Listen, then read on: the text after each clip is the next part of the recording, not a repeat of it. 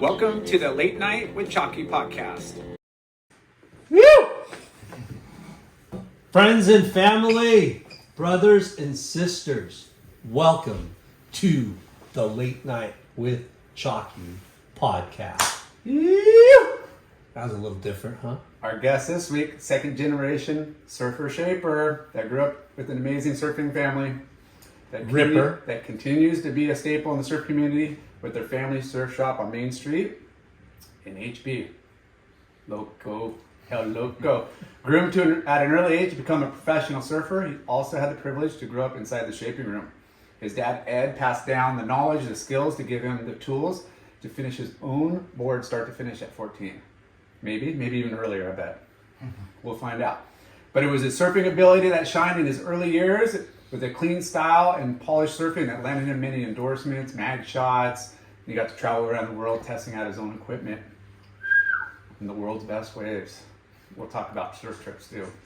He's continued shaping and refining his craft for the past 30 years, probably 25, 30. Fuck, maybe a lot more than that. We're old.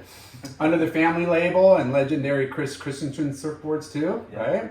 Epic. He's also no slouch on a dirt bike. He's a regular standout in the pro class at Surfercross. I think he's had some wins there too. We'll find out about that. And we welcome our friend, the Ripper, the all-around solid human, Mr. Ryan Sakal. Ryan Sakal Surfboards. Woo! Yeah, thanks for having me, guys. Yes, buddy. So before we get into it, I wanted to say I've known you since you were, I thought, a little bit older than toddler, but maybe when you were that young. Yeah, I mean, earliest that I could remember, I was just learning how to surf at 5. And then I get introduced to Lyndon, and he's doing backflips in the parking lot, and he's automatically like my hero. Dude, how crazy is it? Because since the beginning of the show, I always talk about Huntington Surf and Sport being like my first industry job. Yeah. Which it isn't. My first industry job was working for your dad. Yeah. Opening up his shop off the beaten path. Yep. On Bolsa and Heil. Yep. Where I used to fall asleep inside that freaking shop because it was no so one slow. would come in. Yeah. But damn, this is crazy. Yeah, we go way back. Yeah. It's pretty crazy. Well, We got to find out what your dad saw in this guy over here. Yeah. So let's kick into it. Yeah. We know Ed's your dad, Yep. and I'm sure that's how you got into surfing. Yeah, so my dad is Ed Sakal. He's been making boards since he was a kid. He, at one point when he was coming up, he grew up in the South Bay, and he worked for Greg Knoll. So he was doing ding repair, and at one point he said that they were blowing their own blanks, and he was helping to do that. And then he kind of worked his way around a couple of the other shops in the area. I think it was Jacobs, and he was on like their surf teams and stuff like that. And then worked his way, became friends with Eddie Talbot. They were just buddies. E.T. Yeah, E.T. Surfboards. Yep. And they were best friends. And so my dad knew how to make boards. Eddie opened up a surf shop, and my dad was the glasser for E.T.'s for, I don't even know how long, probably at least 20 years. And my dad always had the dream to open up his own store, and him and a couple of the guys from E.T.'s, they were going to do it together, and no one else saved up money except for my dad. And my dad, he went for it. Yeah. And that's when he started Bullet Surfboards. He opened up his own glassing shop in Paramount, because that was in between where he was working at E.T.'s and our house in Cerritos. And he went for it, started Bullet Surfboards. Bullit. Yep. Because at the time there was Bullet skateboard wheels, and so he thought if he just changed the one letter, he'd be fine. Yeah. And that ended up biting him in the butt eventually. But But I mean, what do you want to do on a surfboard? You want to go fast, you know, like it makes sense. Makes sense, especially in the '80s. I mean, I think Lyndon drew up a bunch of the logos too that ended up on the boards. Isn't that crazy? But like it was such a fun time with like the logos and their huge team, you know, Team Bullet, and it was really I was fun. trying to remember the kid that found your dad's factory in Paramount, because it was off of. Was it off of Cherry or was it off of Downey? I can't remember. No, it was off Cherry because I remember right? that. I remember that exit. Yeah. Yeah. So yeah, this kid Randy, and it might have been Randy Dodds. I don't know. He was the kid that was riding his bike and found, rode by the factory. Yeah. And told you about it, like, and told us about it. Like, yeah, this dude's got a surfboard factory down the street. Yeah. And we're like, what? And then, Yep. I think I was like 18 years old, 19 years old, just getting ready to graduate high school. Okay. Yeah. And there was only a handful of surfers in frickin' where I'm from. Yeah. Right? Yeah. And luckily, Randy met Ed, and Randy took us there, and that's how we started riding, Bullet surfboards. It was freaking crazy. Yeah. First surfboard factory I'd ever seen. yeah, it's interesting where like the factories pop up, and usually it is closer to like home, and where you're going to spend a lot of time. It's probably a little less expensive inland than it is at the beaches, and to be honest, it doesn't need to be at the beach. And No, it doesn't have to be at the beach. And I mean, but the show's not about Ed Sakal.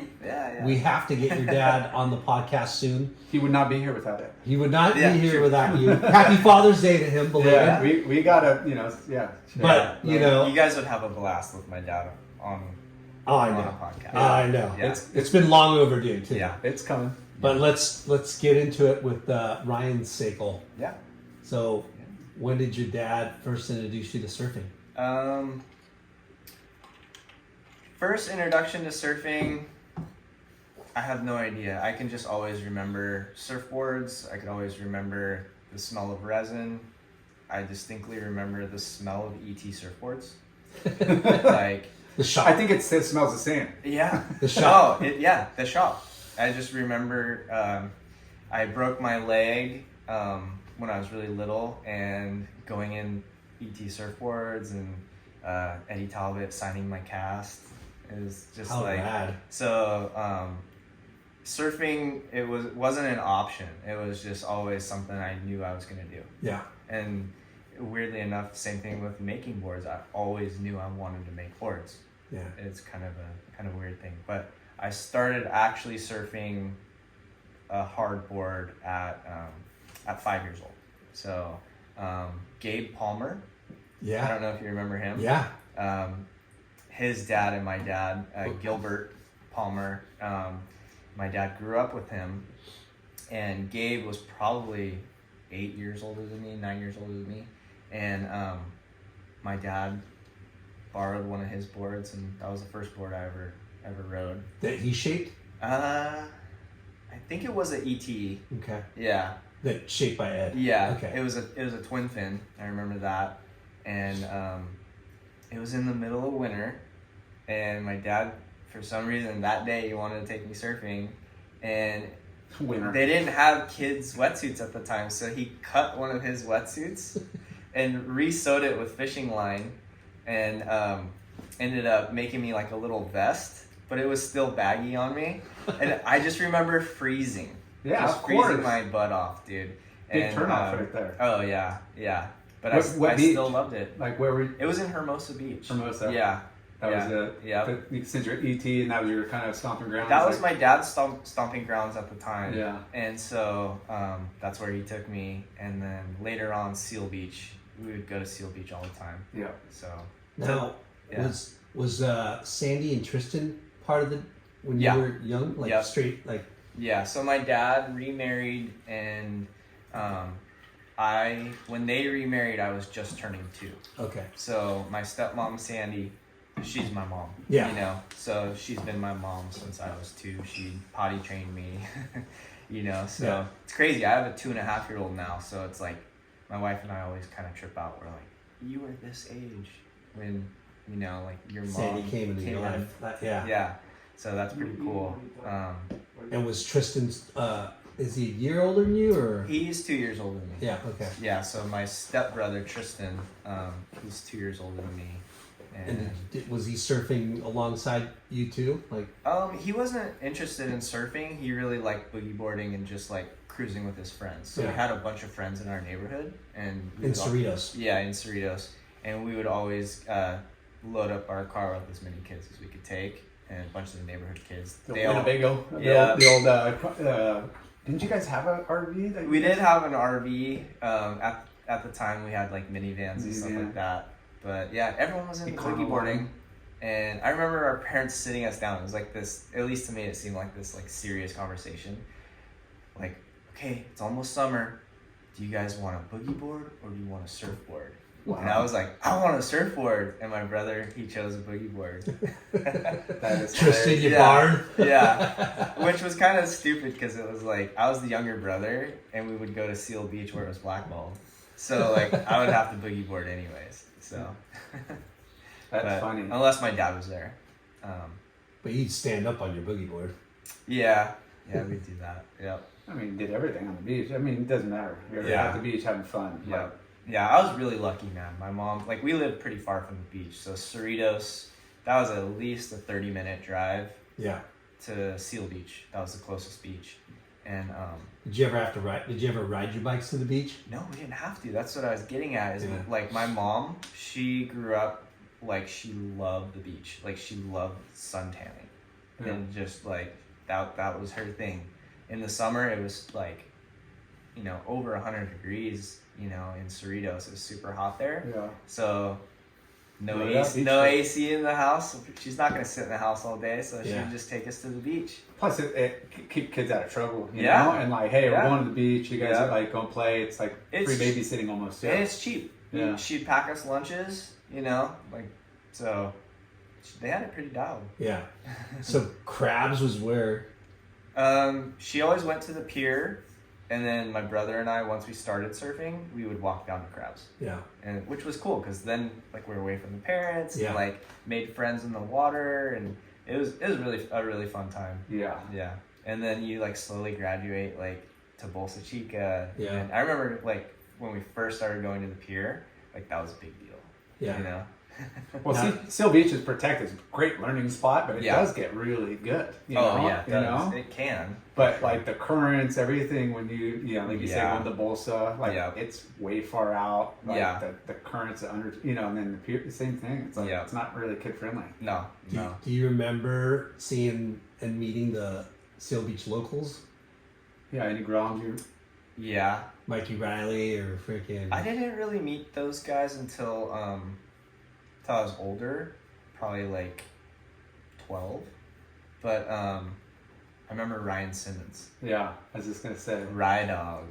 White hair. White hair. Yeah. And I thought it was so cool. He was Ryan Simmons. I was Ryan Sakal. And then his dad was Ed Simmons. My dad was Ed Sakal. Oh, wow. And like, I looked up to him because he was such a ripper back then. He rode for Quicksilver. And like, I was just like, his name's Ryan. His name's Ryan too.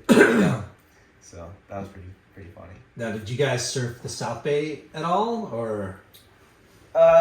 Growing up, I did. Like later on, my dad. It was pretty cool because my dad knew the area so well. So anytime there was a south wind, he's like, "All right, avenues. Yeah, we know where to go." So got to surf a bunch of those spots, and it was.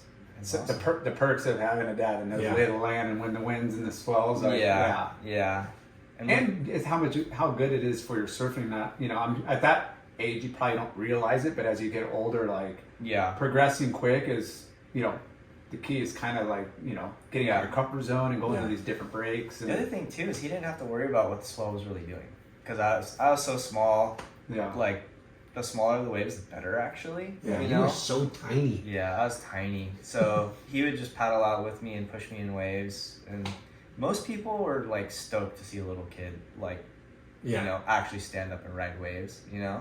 So and we never had any issues or anything. You kind of had a gifted, you had a gifted talent at an early age. I remember, always... like seeing you for the first time surfing, going, fuck, he's going to be good. He's already kind of got it. It's funny because you know how it is, like seeing yourself on video. Because I remember thinking I was pretty good, and then like looking back at the video, I'm like, oh my god, that's hilarious. I'm just wiggling. That's all I'm doing. Everything seems like, yeah. Did you see me rip the lip off? And it's like you Yeah. barely trimmed and got up. And Oh. did you see that barrel? It's like Yeah. back here. Like, Yeah. I mean, So It's what really was funny. your first proper board? Like what shape? First proper board was, I don't even know how big it was. It was probably like a 4.7 maybe. like you're talking custom? Yeah. Yeah. You know. Yeah. My dad, kind of funny because he sat me down and asked me, all right, do you want a single fin, a twin fin, or a thruster? And I remember like really thinking about it and asking him like, what's the difference? So that was How old were you? Probably 7 or 8. Yeah. I think when I got that first board. But Who cares about Yeah. fins? What kind of spray you getting, dude? Where are the Oh, logos yeah. going? You Yeah. know, like yeah, that was major. Yeah. like And it's kind of cool that, you know, he didn't shape you a board until you were kind of ready for it, Yeah. right? Yep.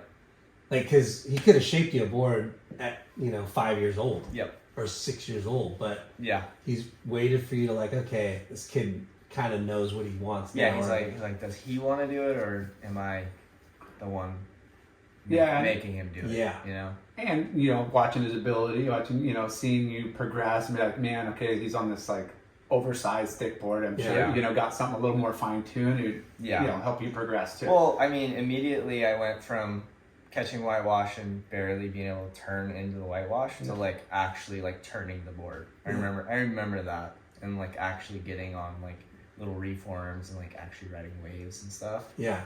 on that smaller board. Yeah, how many whitewaters would you just milk and wait for it to like reform a little bit just Yeah. so you could kind of Yeah. No, So, it was. What it did you was, tell him? Thruster? Yeah. I it's so funny. I remember that conversation and just like really asking him like, what's the difference, you know? Yeah. And I was either gonna get a twin or a thruster. I think he kind of talked me into the thruster because I think that was like right when the thruster was like really popular. Yeah. So When did you start surfing contests? 9 Okay. years old. He took me and Tristan. It was at River Jetties. That was the first contest I did, and I got second place. And I remember Colin Wagshaw, yes, it's gnarly.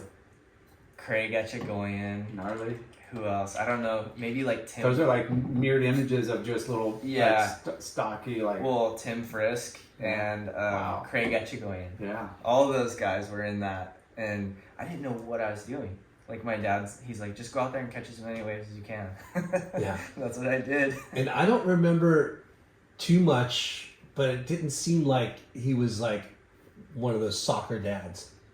Was he? Not till later. Not till later. Yeah. I think all yeah. dads have that in them, you want I mean, yeah. you're driving up to Pismo Beach, Yeah. spending, his money at the time to enter us in the contest and stuff, and then like you go out there and just like space out, Yeah. Get serious. Yeah. So he started doing this thing where he'd like stand on the beach and tell me to look for him and stuff, which like everyone does that now. Yeah. But like, I reached a certain age, I remember distinctly.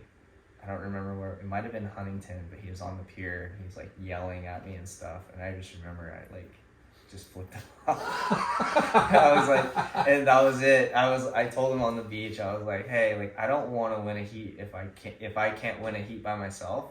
I don't want to win a heat that way. Wow. And that it was kind of funny. What age was that? I think it was like right before I got my license. So I Nice. was like 14 or 15. And he mellowed out. Like he was like, okay. Yeah. It wasn't like, Yeah. he was. He probably thought like, hey, I'm gonna, I'm helping, but in retrospect, you're Yeah. kind of like, Yeah. dude, this isn't yeah. Like, Not we cool. went- I got the full explanation on the ride home of why he does it. And he Yeah. got the full explanation of why I didn't want Yeah. to do it. I was like, I It's don't want to got- win that way. It's got to be tough for that type of father-son relationship where your dad is in the industry building surfboards, right? Yeah. And building surfboards, because I remember there's a lot of kids that were writing for Sakal that fucking rip. Yeah. Micah Pitts. Mm-hmm. What was that one kid? Scott? Dylan Christensen. Oh, yeah. remember that. Joey's Intel. Yeah. Like, there was a lot of, Rippers. talent Yeah. that was coming through the, shop getting bullet surfboards. Yeah. And it's got to be weird for a dad, it's a weird position Yeah. to be in. Like, where, like, I'm a shaper and I'm shaping really good boards for, talented kids. Yeah. And then you have potential, right? Yeah. Yeah. Like, how hard is that to, like, bite your tongue? You know what I mean? Like, It's tough. because we've seen these dads that are fucking gnarly, Yeah. that are assholes, that are idiots, that Yep. eventually push their kids out of the, Yeah. out of it. Yep. Where they can't control their whatever. Yeah. Their froth level's too high. Yeah. Yeah. That's in every sport for sure, and just Yeah. in general. But surfing, it's a Yeah. generational thing too. Like, Yeah. it's tough. I Yeah. think a lot of dads live vicariously through their kids. Yeah. Absolutely. There's a lot of dads now I see that they did the contest with me growing up, the NSSAs and stuff like that, and now I see their kids' names, and the dads are, super coaches and stuff, and it's like, on one hand it's really cool, and then on another hand it's like, well, I hope the kid really loves surfing. Yeah. That's the bottom line. Yeah. Like, if they love it, then it's a Yeah. win-win. If they get burnt out and Yeah. get jaded, and Yeah. it's like, it's a fine line. For, like you Yeah. said, it's tough. Yeah. So I'm in that right now. I'm like, let's go surf. Yeah. It's Surf tough. just to surf. Yeah. It's not always about heats. So how after that day he was mellower. Yeah, he was kinda way understood. mellower. He was always respectful of like what I wanted to do with whether it was shaping or surfing, basically anything. Yeah. Like he always told me like, Ryan, if you don't want to do this, we don't have to do this. Yeah. So that was pretty cool. And did you gravitate towards, like, when he shaped you that first board? Were you in the room with him? Like, were you kind of like, or No. were you more about like, I want this airspray and this colors and logo here? I wasn't as like, I didn't have as much access at that age yet. Mm. It was like once I started competing and stuff, then it was like on the way to the beach, we would stop at the factory and like fine tune my fins or sand an edge down and things like that, where I was starting to like, I was like, whoa, why are you doing that? And that really sparked my imagination of like, wait, like I can paint a board any color, I could put any fins on a board, and like just really kind of Mr. Miyagi'd me a little bit with like seeing it firsthand, Because we talk about, like, there's one thing to have a good board, that magic board, but there's also having a good looking board that is psychologically, like, does something too, like, so if you could, mix those two together, like, getting a good board, is rad, but when you have one that, So for me, that was always a double-edged sword. Because I spent a lot of time like designing like how I wanted my airbrush and logo placements and stuff like that. And sometimes those boards didn't work as good as I wanted them to, and I would keep riding them because they look good. looked good. Yeah.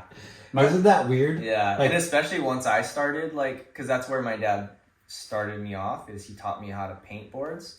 So doing tape, like laying tape, that's a really good way to learn how to like curves and make curves and stuff like that. So he had me in the garage with a roll of tape. He told me, all right, come grab me out of the house as soon as you think you have one perfect, Wow, how funny. And full on Miyagi. yeah, he'd pull the tape. Nope, see that line in there, and I'd do it again. So that was kind of the training ground. But when I started painting my own boards, that was like, it was kind of funny how much like there was too much emphasis on that a little bit. When I knew I had a good board is when you put the biggest dent between your chest and the nose, like where you stare at it every time. For some reason, first session or two, I fall, knee or elbow, and then I got this obnoxious, annoying, just ugly dent. And that board would be like the one that I'm like, I just did that the other day. So I got a brand new board and I put it in my shaping room, and it was laying against the wall, leaning against the wall. And sure enough, I just hear whack. Big old crack in the rail, and never even rode it. Oh. And I'm like, I bet this board's gonna be magic. And sure enough, it was. Dude, this board's so good Murphy, right now. is that what they call Murphy's Law? Maybe. Yes, yeah. But yeah, I mean, it's like, I think back on some of those boards, and it was like, you're just so bummed. You're like, I really hope this doesn't work. And not that you would not want a board to work, but you would just, not think much of it. Yeah. And it happened like quite often. Like, meaning like, why did that dent right there? And it's funny that, because they're hand shaped, right? Mm-hmm. Most hand shaped and handmade, right? They're works of art, but they're not perfect, right? Yeah. And it's funny because, we talk about this a lot, is like some boards are imperfect, but they're perfect. Yeah. Perfect for you, and they work amazing, but Lar had a twisted blank, and it worked amazing. That he took it to a guy and goes, hey, this board works insane. And the guy pointed it out. Is like, He goes, I don't know why this board works, but it's a twisted blank. Yeah. The mechanics of front side, back side, too. So kind of just did something. Yeah. So how about the contest? How was your contest surfing like? It was okay. Like I was never like really good at contests. Like for me, it was always like, if I would have got one more wave, and it kind of sucked because it was like, I knew a lot of times that I surfed better than maybe some of the kids that were making heats and stuff like that, but it was just one of those things. It took a long time, probably till I was like 16 or 17, till I started like winning contests and, like actually doing well and like thinking like, okay, I could maybe do something with this. Yeah. But for the most part, I mean, like mini hoonies and stuff like that, you're gonna win because you got maybe 2 heats. Yeah. So I had a lot of success when I was little, but like as you get older, and looking back, we gotta remember you live inland. Yeah. And you don't have the luxury of fucking surfing every single day, right? That's an interesting one, because I mean, in a way, it kind of was good, because when we would go to the beach, I would surf no matter what. Yeah. I remember Brendan surfs no matter what. Yeah. Always. Yeah. Still do. That's you got it in your blood. But like the days that I couldn't surf, I wanted to surf so bad that like our front yard was literally a wave, and I would hit the grass. And I remember watching Kelly Slater in black and white, and he's doing the reverses, and I remember watching it, rewinding it, watching it, and then going out on my skateboard on the corner and just, and then sure enough, the next time I surf, I can do one. Yeah. And it's like, how weird is that? That's so funny. Put your mind, you're dissecting what he's doing. Yeah. And you're like, hey, there's the movement. There's so much to that, and like laying in bed and like literally like riding waves at lowers, and you're just in your mind. Yeah, you're mind surfing, and I'm a huge believer that works. Oh yeah. Yeah. To this day, like it's a mantra, right? Like positive affirmation. Yeah. And just like visualizing it in your head. Yeah, I think there's something to visualizing things like that. 100% for sure. And it actually tricks your mind and your body into like, okay, you now know how to do it. Yeah. So what was you're writing for Dad? Did you have like industry connections as far as like sponsor? Your dad's like, you know what I mean? Your parents are always trying to, hey, go write for this, or let's go talk to this company or that. Yeah, I mean, with my dad's shop, he could never get the Quicksilvers, Billabongs, and stuff like that. It was just, I think it was a different time back then too. Yeah, your dad is one of the scrappiest fucking businessmen. Yeah. I've ever met. Like he fucking from what I remember, he was just like, do whatever it takes to get by on what he can get. He would make the best out of any situation. Yep. Yeah. And Yeah. I remember, when he opened up the Bolsa store, like we like you were saying, we couldn't get Quicksilver, we couldn't get Gotcha, we couldn't get Billabong, but we had the Cat, we had Catch Surf, or not Catch Surf, Catch It. Catch Body It. Glove and Mango, and we would, he would backdoor it from his friends in the industry, and I was like, oh well, this is what we got. Yep. I mean, he put everything into opening that shop. So, and I mean, there's something to be said to the fact that this many years later, he still has a shop on Main Street. And he's adjusted, the way he does business, and I'm so proud of him, and I'm so I admire him for being able to do what he's done with the little that he had. Going back, is hard. Business is very hard. Going back to Bolsa and Heil, so fucking off the beaten path. And like I said, there was days that I would fucking clean the store, sit there and just go, what the fuck? Like, I'm just twiddling my thumbs. I've fallen asleep in the shop many times. But what was cool is he kind of, from there, he was building a foundation and building a reputation of making good boards. And we had, Troy Eckert and freaking Chet Thomas and all those, when they were Groms, coming in and walk into the back room. And he set up the shaping bay. And he would shape boards in the back, and, kids would come, all the local kids would come, and Rob Wilson and Rob Wolf, they would, watch Ed make boards back there. Pretty rad to think, I don't know of any other shops back then, and even now, that had a shaping room inside of a surf shop, and the guy who owns the shop is shaping the boards. That's pretty rad. Not to talk too much about your dad, but it's it's cool because it shows the if you're gonna put your head down and work, you can make it happen. And when we moved it from Bolsa to Sunset Beach, dude, it was all of a sudden, it was we're legit. The foundation was already laid. And had the following, and he's making good boards. It was and we were legit. It was crazy. My dad is not a businessman. No, he's not, and he learned something in doing that, and it was location. Right.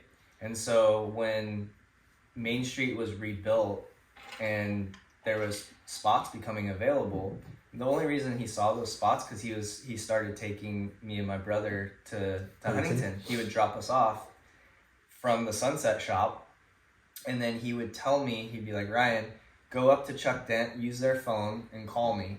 And so he started cruising up and seeing that there was spots going to be available, and he's like, okay, if I'm doing better in Sunset, I would do way better here.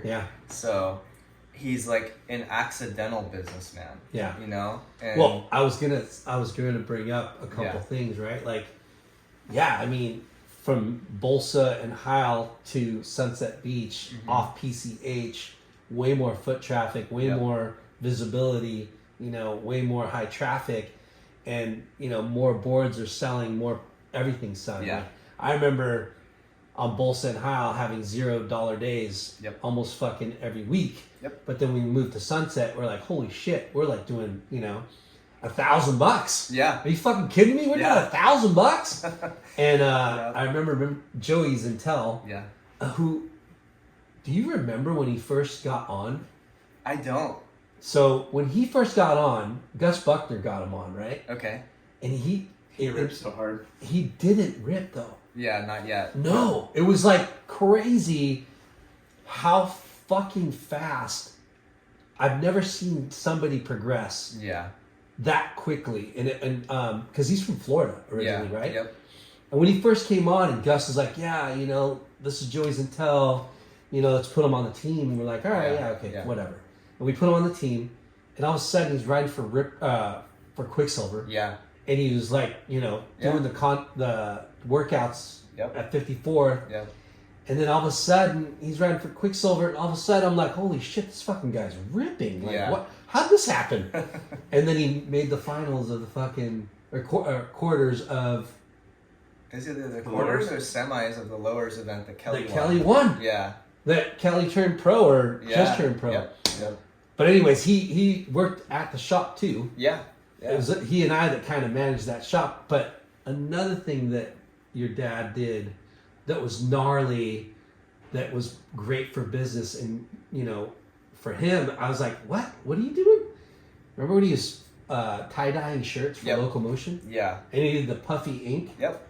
Those are back. I have them in my Rupert line right now. Yeah. It's crazy. I'm looking at this going, insane. how freaking 90s is this? Yeah, so that's my dad. How did he, do you know the backstory? Yeah, so Tom Gadauskas, the Gadauskas brothers' dad, was the rep for Locomotion. Yeah. And through that, my dad and him became pretty close buddies.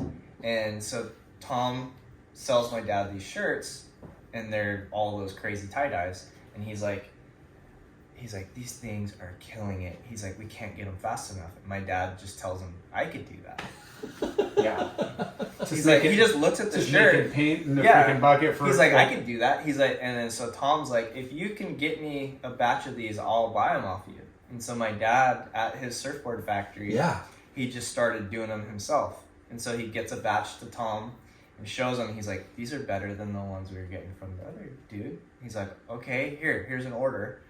So my dad sets up like 8 washers and dryers and starts hiring all these ladies that live in the town to come and do all the shirts for him.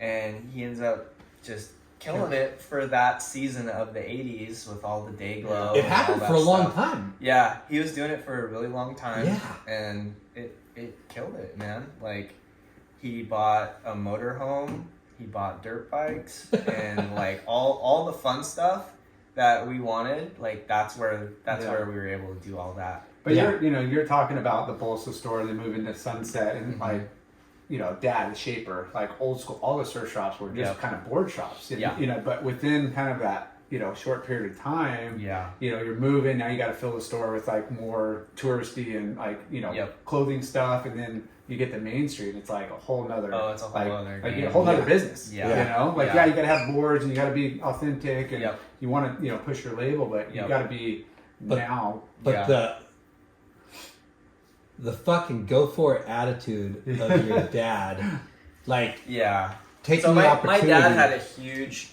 like transition. Generation. Yeah, my dad had a huge transition from when he was young to like when he married my mom. Like, there was like, he was a very, very wild man when he was young, and he became a Christian, and his life got turned around where he wasn't as gnarly as he was, but there was moments where you would see that side of him come out, and it would only come out if something was like, you didn't drop a 7.5 on no 5 minute. No, if someone snaked me in the water, or was like, you just know, a kook, something like that, or to my mom or something like that, it was like, like, my dad's a badass. He's a badass.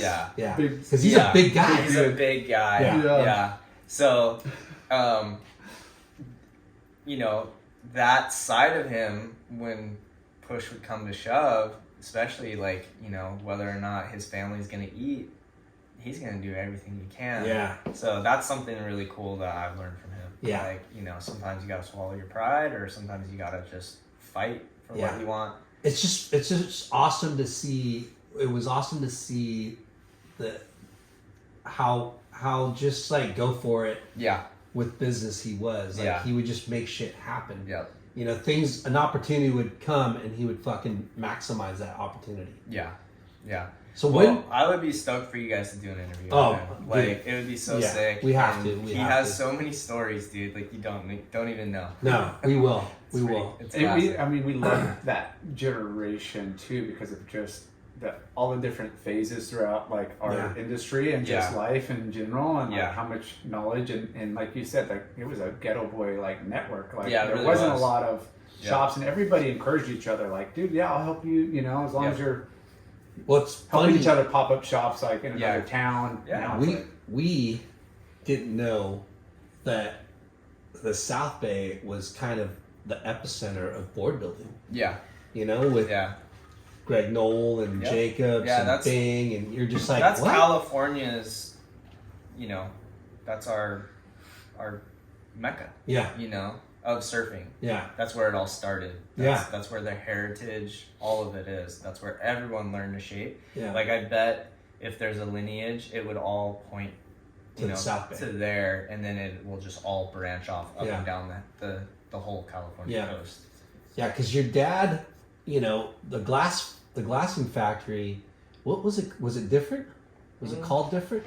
Sakal glassing. Sakal glassing. Yep. And he would shape or glass for a bunch of different people. Yeah.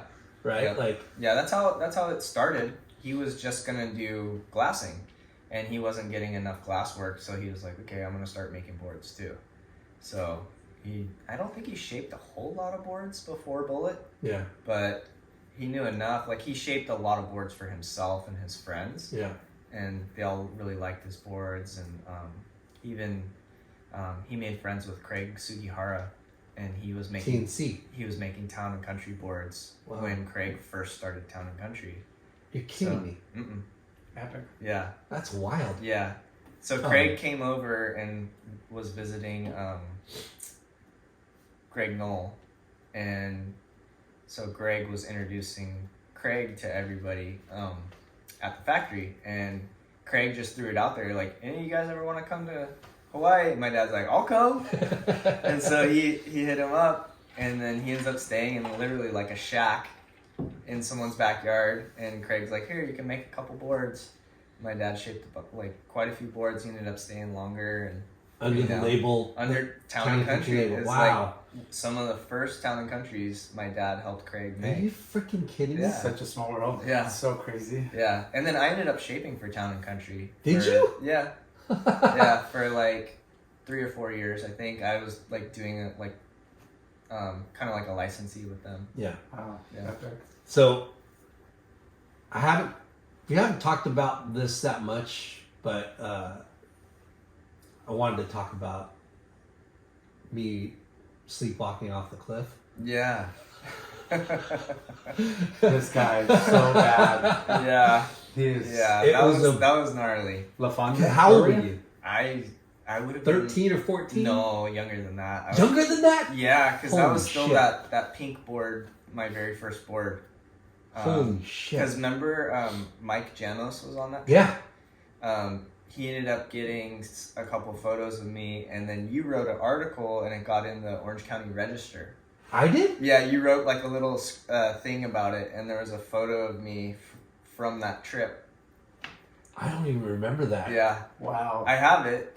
You're kidding me. You have to send me that. You wrote it in, you sent it in to the Orange County Register, and they ended up printing it. Are you fucking kidding me? Look at this marketing guy over here. I have no idea. Yeah.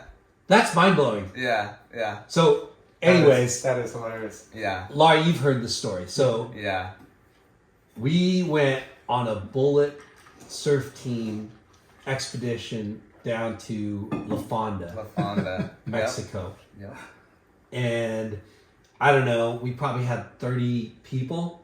Yeah, so 20 to 30 people. My dad we had our motorhome, so I think our whole family was in that. Yep. And then we met up with all you guys, and in caravan. How many carloads of guys was that? At least 4 or 5. Yeah. You know? Yeah. I just remember like the whole like cliff top was like all people we knew. Yeah. So yeah. Yeah, that was pretty classic. So and your dad was a Christian, and he didn't drink anymore, right? Yeah, he's never drank. Since since I've known him. Yeah. Yeah. So, but we were. yeah. All you guys are drinking. We were partying. Were you guys in high school at the time? Like, how old were you? I think we were in high school. Yeah. Or just out of high school. I don't know. Yeah. But we're partying, and everyone goes to bed, and I woke up in the middle of the night, and To go pee, like outside the tent, or don't even know. I woke up in the middle of the night, and I opened my eyes, and I'm looking at the ocean. I'm on the beach. I passed out up top. Yeah. You know, and if you guys know La Fonda, it's a sheer drop. Yeah, it's a good 80 in most places. You know, it's a good 60 to 80 foot drop from the top of the campgrounds. Yep. And I woke up in the middle of the night, maybe like 3:30, 4 o'clock in the morning. Yeah. And I'm on the beach. So nice. On the beach, not at the campgrounds up top, but on the beach, on the sand, and it's the full moon, and it's glistening over the ocean, and I'm like, whoa, I must be dreaming. What? And then I go back to sleep. Not really. I go back to sleep. Yeah. And then, boom, I wake up, maybe another 45 an hour, and I wake up, I'm like, holy shit, I'm still here. Yeah. Like, I must have, walked down the cliff. beach. And I stood up, and I almost fell because I was fucked up. Like, Yeah, you got a concussion for sure. yeah, so I stood up, and I'm like looking around, and I'm looking up the cliff, and I like put my hand on my head, and my forehead was sticking out from my face. That's gnarly. And I feel a gash on my forehead. Yeah. And a hole in my ass from hitting the cliffs. Yep.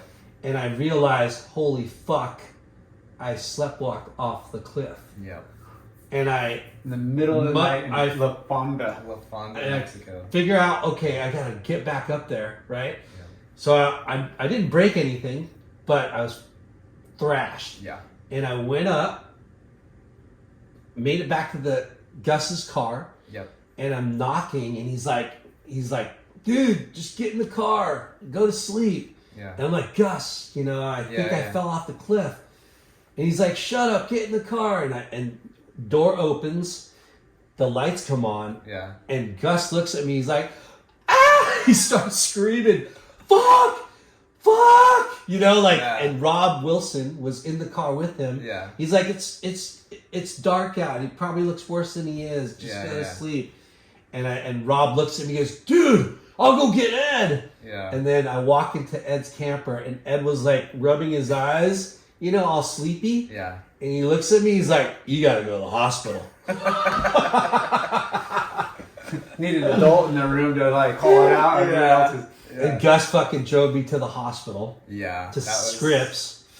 Had to go through, and he was like way more like scared than I was. Really? Yeah. That's the wrong person to drive you to the hospital. Yeah, so he's driving like 100 miles an hour. Don't go to sleep. Yeah. Don't go to sleep. You're gonna die if you go to sleep. He's like tripping. I'm like, dude, I won't go to sleep. Like, shut up. and I got like 36 stitches on the outside of my eye and like 6 stitches on the inside, and I had like, I guess I must have. You guys took a photo, and I'll show you the photo, but it's like the dude that took the photograph, he's on top and everyone's sitting at the bottom. Yeah. And if I would have walked either side, like couple feet to the left, couple feet to the right, dead. Lyndon wouldn't be here. I would be dead. Yeah, it's gnarly. It was crazy. Yeah, it's insane. But the show's not about me. Yeah. Well, all that to say though, like, those times are so big in my mind. They were just like legendary, you and Gus and Bobby Clean, like so many of you guys were just like, I looked up to you guys because I didn't know any other surfers. Like I knew of Tom Curran, that was the only other surfer I knew of, and so like seeing you guys surf and like you guys were so like just rad to be around. Like, it's funny, rad. That was like a word I learned through Lyndon. I'm a little kid, and that's like the new cool word I say. That's bitchin'. Yeah, rad, gnarly. But those Mex trips, like, it was so loose to get down there all the time. Yeah. Like, I remember I was in junior high, and Chuck Allen, who ran the Huntington Beach surf team, he would take. And it's the same, right? Well, needless to say too, but he would take the whole like 100 kids down there. Like, hey, everybody's, we came with our parent, dad and like other, families and stuff, but they would have like Roman candle wars and like they'd set up a field and they would do skyrockets at each other and throwing cherry bombs at each other. I mean, you're talking about like 50 freaking high schoolers, kids. Yeah. And it was like how like nobody died or, got hurt, seriously hurt. Worse, right? I know. Yeah, it's pretty gnarly. So go back to you. Sorry about that. No. Well, that's a huge part of my upbringing, being around guys like you, and so that was fun. So, who was your first sponsor?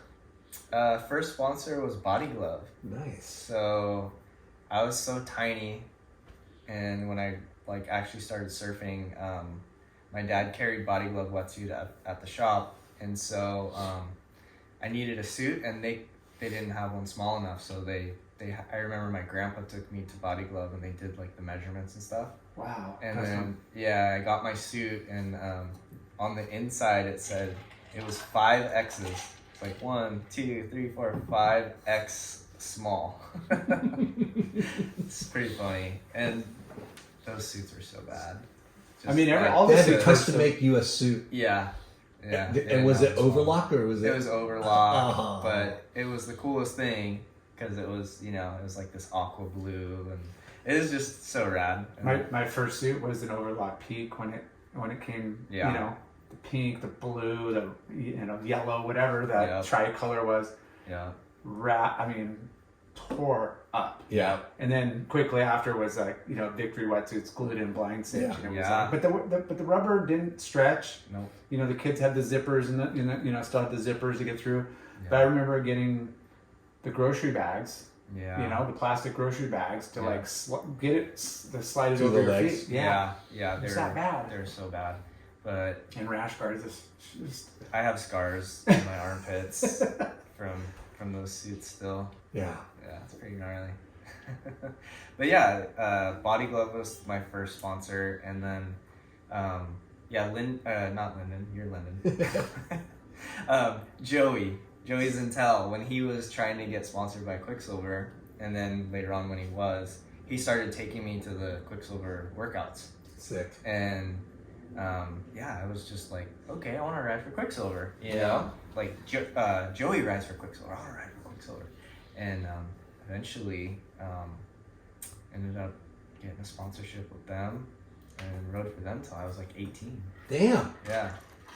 Yeah, so from like... Can we talk about how rad those workouts were though? Like how ahead of their times, they would bring down, wallet full of, envelope full of, hundreds. Yeah. And, be styling out kids and food and tents, and it's, local pros, big pros if they're around, and all the kids. Yeah. And, it was kind of an open division. So you were surfing against, you're so programmed to surf within that, like your age group, a year up and plus minus, but you're surfing with the bigger guys. And, just.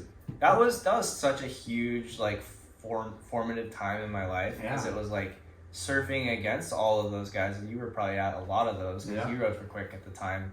But like I really wanted to ride for Quicksilver so bad, and I would go. It was probably like 2 years I went to those. Probably it seemed like it at least. Yeah. And I remember.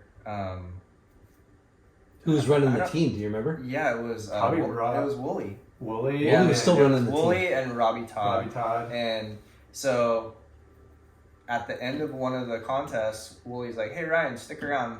Let's go surf after." And I was like, "Oh, what? Okay, cool."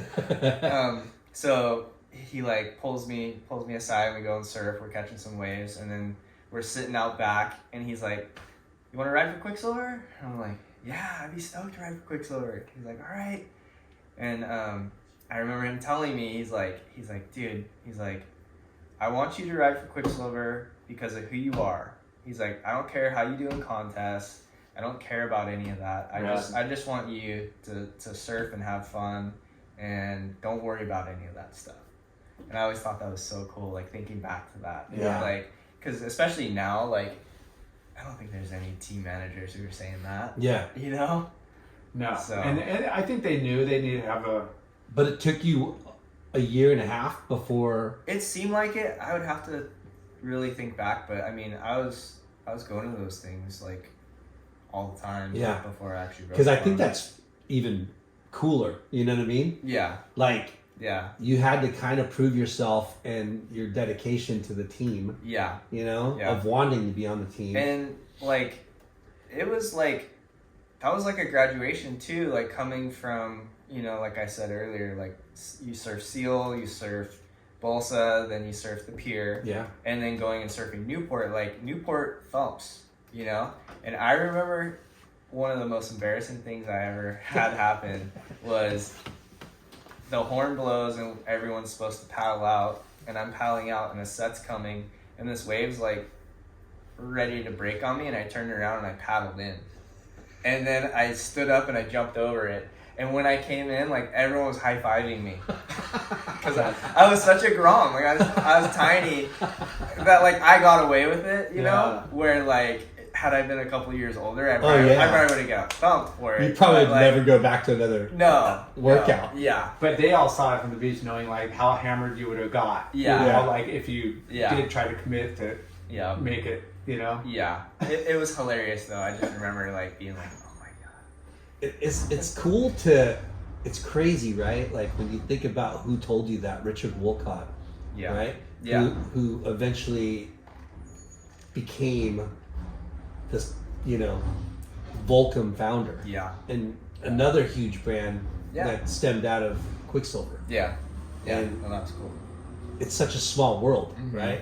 And not too many people in this world have had that experience of, you know, Yeah. Yeah. getting put on a team by Richard Wolcott. Yeah. And what another cool thing is, like, yeah, you know, we got to reiterate, you're not from the beach, No.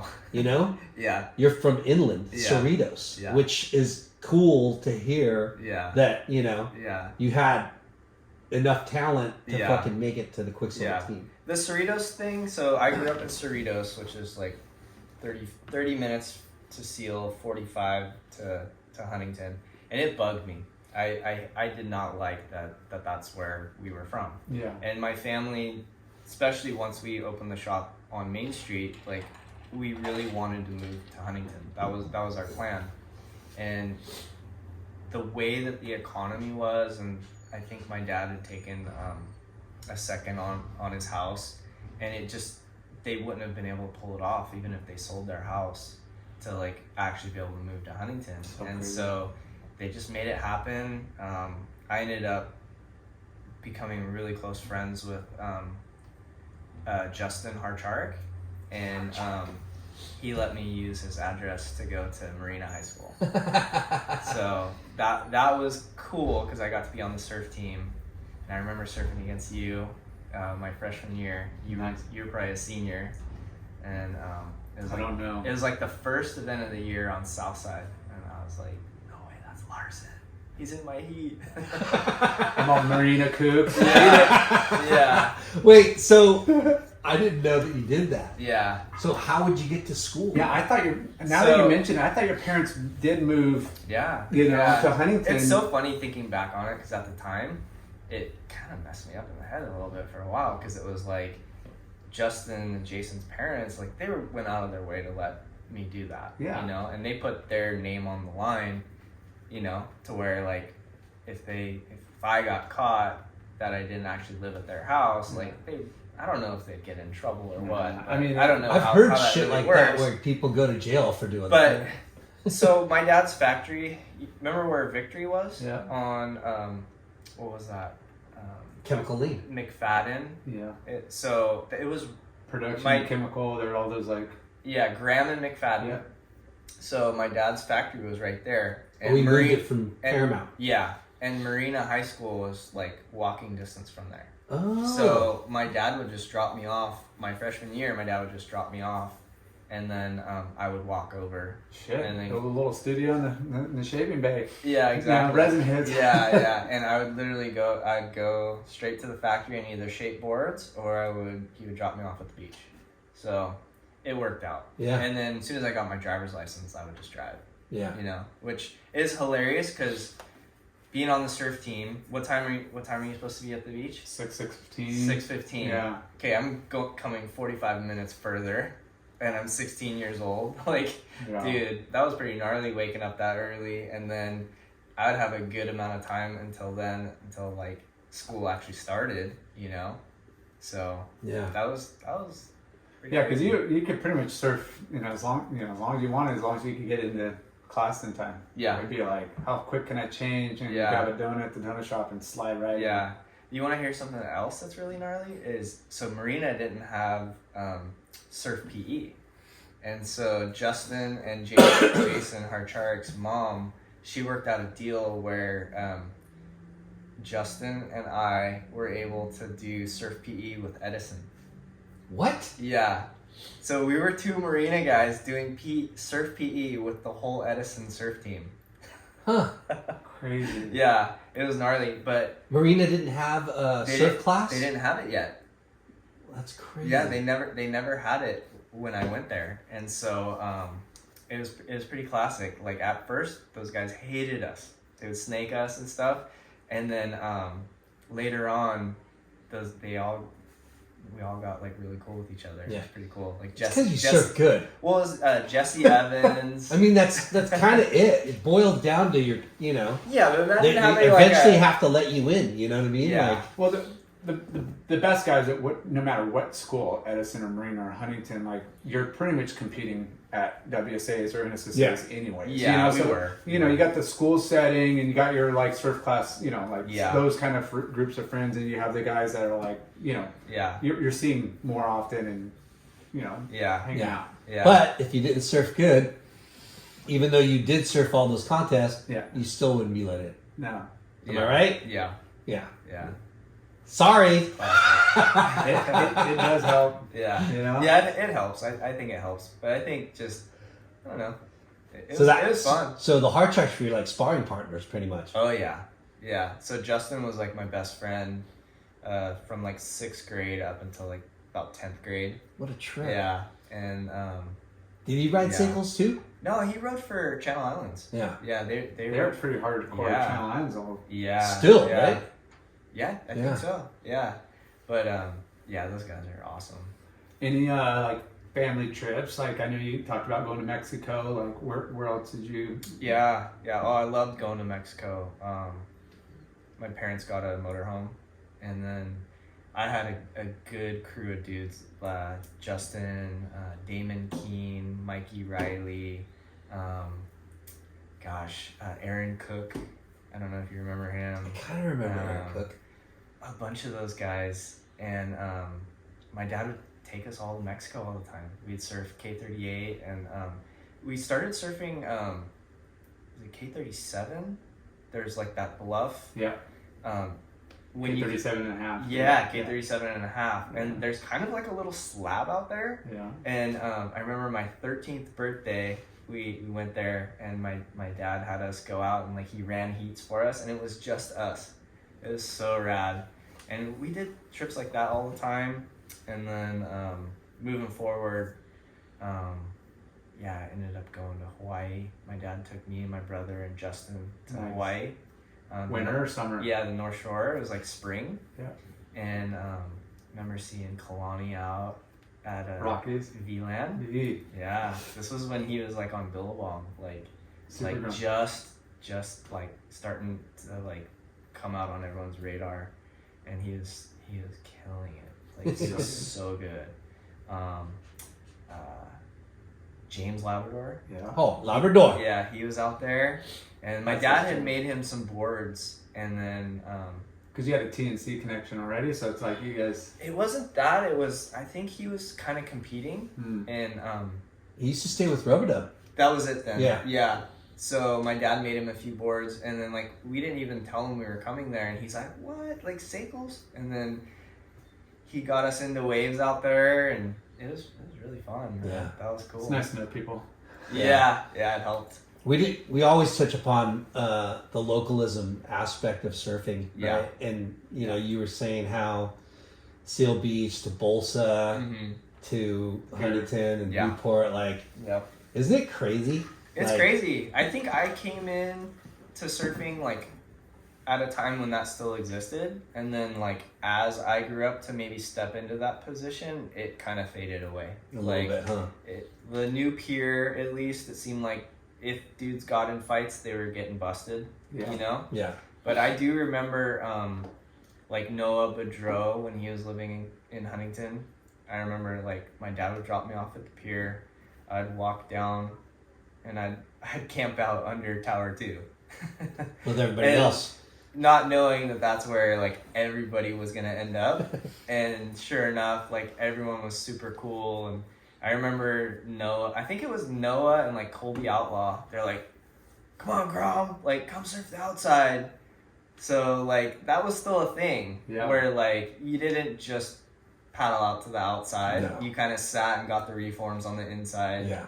And that was pretty cool to like grow up in an era when that still existed. Yeah. It's Yeah, like Tower 2, and we talked about this, it's like that was the one spot you can surf all day, but it was Yeah. like the South Swells, that was the best spot anyways. it was good. But that's where like everybody hung, yeah. you know? Like Yeah. that was just glorified beach days. I mean, what other beach break could you like perfect your roundhouse? Yeah. You know, because it's like a standstill right, and it was good back then too. The way that the sand was, Yeah. like you could just do roundhouses all day long and then work the inside and get like a full on like pretty poundy like shore break. So that was fun. Yeah. Shenanigans. Yeah. Tower 2 shenanigans Yep. for sure. Yep. And then as I got older, that was a whole like other thing, you know, like chasing girls down there and stuff, you know. Yeah. that was I don't know what you're talking about. Yeah. So you're really never had like a real job. You just worked at the factory in shape, or did you eventually like, Yeah. I mean, Yeah. most kids are, you know, scrapping, working at a you know, shop. I'm sure you had to put in some hours there. Yeah, or it was just kind a of funny. factory. Like I was always making boards, and there was a couple times where I wanted to work at the shop. So I'd be like, "Oh, I want to work at the shop," and I couldn't do it, man. Like too much sitting around, and you're kind of like, "Dude, I could have shaped like 3 boards in, you know, that like 6 hours or however long it was that I was there." Yeah. Yeah. Like I could have, you know, did Better other things. time spent better. Yeah. You know. So Yeah. go back to when you started working at the factory and you're shaping your first board. Like, how did that go about? I think best way to explain that would be like I'm like working my way up in contests. Slater, Machado, Shane Beshin are the guys. Yeah. They're all riding the like crazy rockered out boards, and so that's what I want to ride. So every board that my dad would make me, like I would be in the shaping room with him, and he'd be like, "All right, what do you want?" I'm like, "I want like a bunch of rocker in the nose," and like you couldn't get that rocker out of a board unless you ordered a blank with extra rocker. Yeah. And so I was just being a little punk and being like, "No, like this, like I want it like that, narrower, you know?" And he's like, "All right, well, here, you do it. Like, show me what you want." And so I'd kind of like start sanding away the outline and stuff like that. And eventually he started letting me use the planer on my boards. So like doing the rocker and like milling the blank and stuff like that. And eventually he's like, "All right, do you want to do it? Like, you actually want to shape one of your boards?" I was like, "Yeah." So he's like, "Okay." So that Screw up, you're buying the blank. no, that summer he made me mill. I don't remember exactly how many blanks it was, but he made me like mill to thickness a bunch of blanks. I think it was like 20 blanks. Wow. And so I learned how to use the planer. And so then he let me shape 10 boards total that were going to be sold at the shop. He let me like drop a logo that was like Ryan Sakal Surfboards, and the 10th board was my board. So it wouldn't be like a complete piece of crap probably. But I still have that board, and so I made that board, I shaped that board, he glassed it, and then we took it up to Santa Cruz for a contest. and I ended up winning the contest. What? Yeah, and so On the board you shaped. on the board I shaped. So on the drive home, my dad. What was the contest? It was probably a USSF juniors division. Probably I was 14. So on the drive home, my dad's like, "All right, I'm not gonna shape you any more boards. Wow. You can shape all your own boards." At 14 years old. Yeah. And so I was like, "Really?" He's like, "Yeah." I'm like, "But I want you to shape boards for me." He's like, "Nope." And he still hasn't shaped me another board. Epic. Yeah. What a trip. Yeah. Like, how cool of a story is that? Right? Like, Yeah. here you are, at the time, an aspiring contest surfer, Yeah. and your dad's a seasoned veteran shaper, board builder, Yeah. and you want what those guys are riding, Yeah.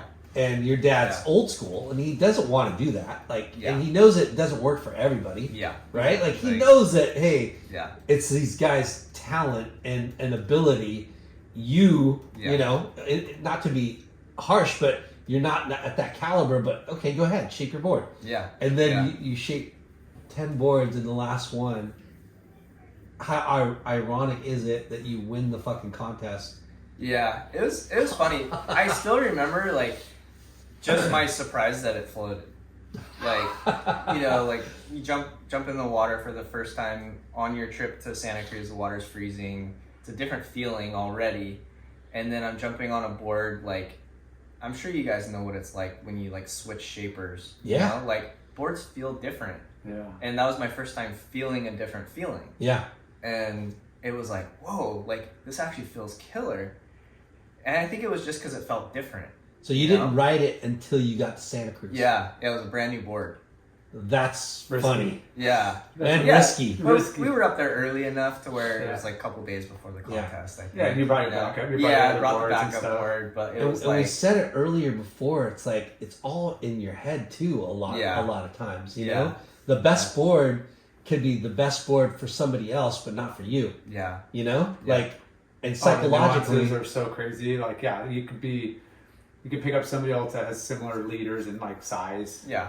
and just that board works for them. And All the numbers are correct, but it doesn't feel right. yeah, for whatever reason it is, and it was probably glass on still, right? Yep, it was. Yeah. Yep. Did you keep it? Yeah, it's hanging in my dad's shop. Yes. Yeah, it's pretty classic. I should probably ride it.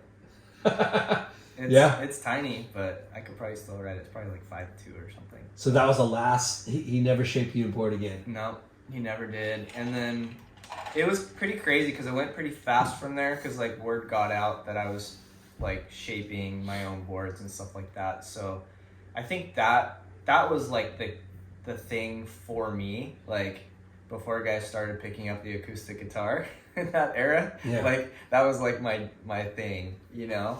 I was a surfer who shaped, so it's kind of cool to see how it helped me with having a career. Yeah, You know? yeah.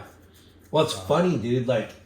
The old time surfers, older generation of surfers, your PTs and Rabbit and those guys, Mark Richards. Yeah. they shaped their own boards. They all shape their own yeah, boards. Simon Anderson. And that's what I tell everyone now. Every once in a while, someone will be like, "I think I want to shape my own board. Is that lame? Is that a bad idea?" I'm like, "No, that's the best idea." Yeah. Because one could turn into something that you really enjoy doing, Yeah. and there's so many directions you can go with it. Especially now, you can become a guy who hand shapes. You can have fun on the computer, getting cuts done, and then if it's one of those things that's not your thing, the next time you get a board, you're gonna appreciate it. You're gonna appreciate how much your shaper put into making that board. So I think that's the best thing. I think everyone who surfs should at least try shaping. Yeah. Have you ever shaped the board, Lark? Nope. Me either. I mean, I Yeah. kind of went over some sandpaper and some, Yeah. some. Fixed a day. No. I wanted to Give it a touch up. little touch up. Yeah. Yeah. That was screwing it up. Yeah. Yeah.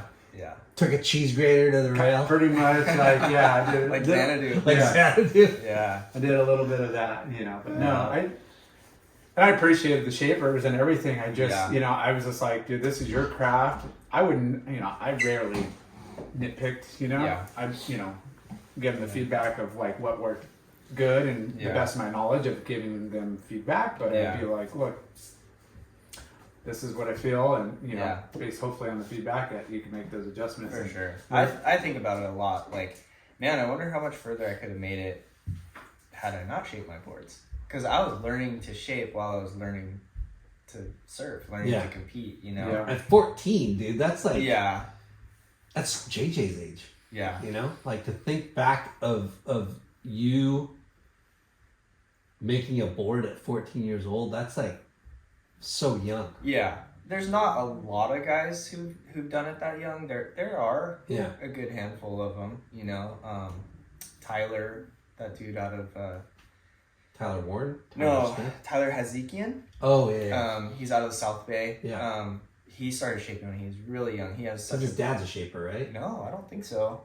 He has like a really cool story of like just being a kid that grew up close to the beach and wanting to do it, and like having that kind of like hot rod mentality of like, okay, like I can do this, and he did it. Probably Tyler Warren. There's a lot of guys now. Ryan Birch. Oh my gosh, that guy's insane. Yeah. Seems like it's really became popular in the last 5-10 years. As the hand shape, like you said, everything went like machine and this and high performance, and then that last decade were kind of retro free surf and just variety. And what's hilarious is like I just remember the backlash to the machine, right? And like everyone thinking like, oh, now everyone's going to try and be a shaper, and you don't really see that. There's a couple brands out there that they're kind of killing it, and that's how the guys got started. But like other than maybe two. Oh, dude, like Matt Biolis was like one of the first to embrace it, and vocally, where everybody else would be like, no, I'm not doing it, and try to keep it under the radar. And he's like, dude, this is going to help like the evolution of surfboards and shaping and but it was not. It took me a long time to embrace it. Yeah. My dad was really against it, and I remember, Justin and Jason, they rode for Channel Islands, and I remember like early on, you'd have a pencil mark every foot on a board that came off the CNC machines back then. They were like pretty crude machines. Yeah. And I remember like kind of chuckling like, haha, your board is made off a machine. And now like looking back, it's like, it's a tool, especially like had I been using it as a tool when I was younger, I could have had a lot of consistency with my boards, which that's what I lacked back then. But that, and that's the other thing too, is that's what makes a good shaper. Like honestly, you guys could shape a board and you'd have a lot of fun on like a fish or like a grovelly board, that you shaped yourself. But can you recreate that exact same board by hand again? So that's what I think is the difference between like, these kids that are making these kind of like groovy alternative one-off boards. Well, you look at the next 5-10 fish that they shape and it's like looks nothing like the first one. Yeah. So I think there's a lot to using the machine as like a tool, I think. For sure. Yeah. And it seems like a lot of people that embrace or use the machine for consistency and maybe just to keep up with the demand. Yeah. But they're all hand shaped. I mean, almost every shaper we talk to is still like, I do a ton of hand, shaped boards still. Yeah. It's not. Well, one of the funniest things I think is like, what's the most soulful surfing you can do? Big wave surfing. Okay. At Pipe, there's probably maybe 2 to 5 guys in the water with hand shapes versus every other board is a precise Takoro, some Hawaiian shaper that's getting their boards dialed in, like hitting exact numbers, and look at the guys at Jaws, like all of those boards are off the machines, So when you're playing with those kind of numbers or consequences. And that's your livelihood and and then you got the guys on the hand-shaped fishes and 2-foot waves. And they're like sold. Unless you're Jamie O'Brien on a soft top. Right? Yeah. I mean, you come back too, but Yeah. I mean, that's what we talk about, just all the demographics and like subcultures within surfing now. Yep. You know, where we grew up in the era where the dads, before us, the generation before us, were kind of just not really the hot dogs, but they were kind of a little past that point of return. We grew up in the hot dog era. Yep. I mean, I would never had a fish growing up. I would be like, that's lame. Yeah. Like it just, I don't know. It just wasn't in our wheelhouse because we're so focused on like high performance. Yeah. The 90s surfing is 6'2", 18 and a quarter, 2 and 1/8. Well, that's how my dad was. I remember wanting to make myself single fins and fishes and boards with resin color and stuff like that. And he's just like, what? Like why? And I'm like, it looks really cool. Like, I just want to make one of those. They look really cool. Like the outlines are so sick on single fins. Yeah. And he's like, I'll do it, but you're not going to like it, and I did like it. Yeah. It felt different. I really enjoyed riding those type of boards, but to him, it's like, why would you go backwards? Yeah. Your board's going to be heavier. Your board's going to be like tight, you're not going to be surfing as fast. Well, it's funny because it's kind of interesting. It's interesting, and it's also like with the thought process of what people are ordering and what the trend is. Yeah. Right? And when you're a business owner, right? Yeah. And if you're thinking business wise, it's like, wait, we moved past that phase of pigment dye and thicker rails and single fins. Like we're in this mode now. Yep. Right? So it's hard for like. Yeah. No, it was funny. It was a funny time. Because I was trying to make those and trying to sell them at the shop, and I'm like, Dad, they're gonna sell. Yeah. And he's just like, I don't think so. And sure enough, they didn't. Huntington is not the place, or at least it wasn't back then. Yeah. When I left Sakal and I started working at the ZJ boarding house, and then I worked there for like a year or something like that, and then I worked at HSS. Yeah. And that's where I met him, Yep. Lar, late night, and when we opened up the boardroom, the safari room, yeah. every single board Yeah. was pretty much the same fucking thing. Yeah. From every single shaper. Outside of a few step ups, it was pretty much carbon copies, but in different lengths and And no models. There was models, Yeah. but there was just different logos. I want whatever. Rusty, yeah. The Rusty whatever was the same thing as the Channel Islands. Okay. The differences were the logos, but the dimensions were all the same. Yeah. You know what I mean? Yeah. Like but everyone. Like we're in an era of like every 6 months, every manufacturer is releasing a new model. Yeah. Right. Yeah. And so like back then, other than the Flyer, that was really the only model I really knew of. It was crazy because you were selling them, so you kind of know. Yeah, but 'cause to the average consumer, it didn't seem like they had models at that time.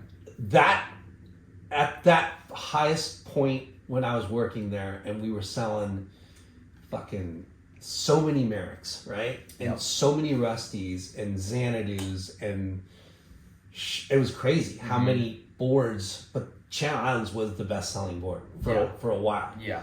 But it was mostly Flyers, but then they had like MBB, and they had a couple different models. But like you're right, it wasn't a lot.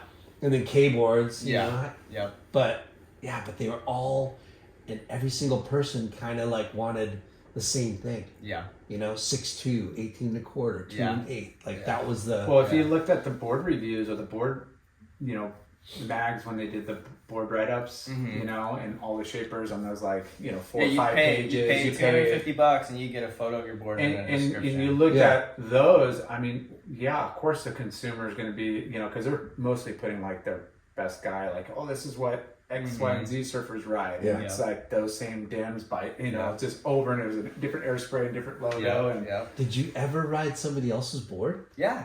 Yeah. So that's a good question, Lar. Why didn't you think of that one? Because this show's all about you.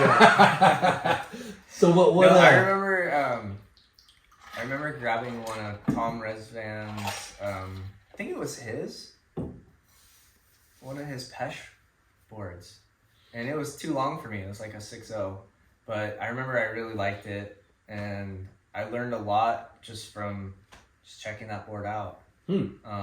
I still think that guy's probably one of the best shapers in this area. Yeah, Pesh, yeah. Yeah, for sure. I used to ride for him. Yeah, and his shop wasn't on the beach either. Like it No, was way up in yeah, right off of same Rosecrans and beach, like deep. Yeah.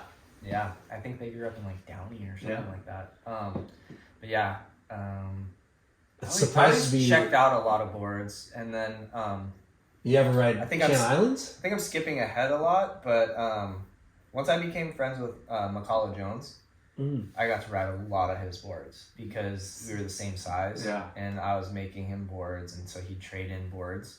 And so he was traveling a lot. So Peter Daniels, he got a lot of Peter Daniels boards. That guy used to surf for Aloha or Rusty or Rip Curl? Rip Curl. Rip Curl, Yeah, yeah. so he was on the Search. And then... I got a bunch of, every time I went to South Africa, I yeah, ordered some. yeah, he rode Manamis. Yeah. For a long time, he rode Manamis, Pang. He would just get boards from everybody. When you were, when you rode, he probably rode for a label, right? That Yeah. like or board company that had a bunch of shapers underneath it. Yeah. Yeah, and it was pretty cool because becoming friends with him is classic. So here's a guy. He has a house on Rocky Point, and then he'd come to California and he'd stay with me in Cerritos. I'm like, what are you doing, dude? Yeah, I'm like, really? You want to come stay at my house in Cerritos? And yeah, so we'd go. So you guys were good friends. Yeah. He is like my best friend for the longest time. Just we grew up together, like because he was homeschooled. I was like just freshly out of high school, and just pursuing surfing and shaping, and we were the same age, like doing the same thing. What a trip! Yeah, so. But he would stay with you in Cerritos at your parents' house. Yeah. But we were never there. We would just sleep there. Yeah. That's all I was doing at that time. Surfing. Yeah. Hey, we're going to Lower. We're going here. We're going there. Yeah. Yeah. And he'd come into the factory, and I'd shape him boards, and he'd be like, "Oh, what if we did this? What if we did that?" And it was really fun. Yeah. Him and Travis Potter. Yeah. Do you remember that guy? Yeah. Yeah, that guy. He was a really good surfer, and Seal Beach. Yep, Seal Beach. Charge you too, right? Yep. Charge is hard. Yeah, I think he still lives in Indo. I think so. Yeah. I saw him in the water. I don't even know when it was, but I remember seeing him in the water the past couple 5 years. Oh, cool. Yeah. Yeah. Make him come back visit. Yeah. Yeah. So I'd say just being around McCullough and getting to stay at his house in Hawaii, that was Rocky Point. Yeah, that was an education. I mean, outside of a couple of their houses, that was one of the hot spots to hang, in front, because it's surf check right there. Yep. They got their little tree swing and hang out. Yeah. And back then there was no cameras, and call it, how's it look? So that's how you get around, is either show up or you hopefully had a couple guys answer. Yeah. Yep. No. Yeah. He was out there every morning. Early. He'd come wake me up. Be like, dude, go back to sleep. Or get up, we're going. Yeah. But so when I first met McCullough, the house on Rocky Point, it was just I think it was a 3-bedroom little tiny house. And then they had plans to build what it is now. And the next year I came back and they were still building it, and his dad's he's like, we're gonna build a shaping room down here under the house. I'm like, what? He's like, if I build one, will you use it? I'm like, wow. Yeah. And he's like, all right. He hands me a shovel. He's like, all right, start digging. No way. So me, McCullough, I don't know if Daniel was there, but me and McCullough, we dug out underneath the house a little spot for a shaping room. And now Daniel's shaping, and he shapes out of there. Wow. But I shaped so many boards out of that little spot. So crazy. Yeah. Did you kind of cool. Teach him some tips? Give him some tips? I did. I ended up That was the rule. So the rule was when my dad taught me to shape that I couldn't teach anyone else how to shape. Oh, really? And I figured with Daniel and McCullough, just all they did for me. Yeah. I'm like, if there's one person I'm gonna teach, I'll teach Daniel. So your dad told you that? Yeah. That was like, I'm going to teach you how to shape. Yeah. I'm gonna teach anybody else. Yeah. Why did he tell you that? I'm not sure. I think he had the thought that like, if a bunch of people were shaping, then Take away your business. Like that's how he thinks. Old school.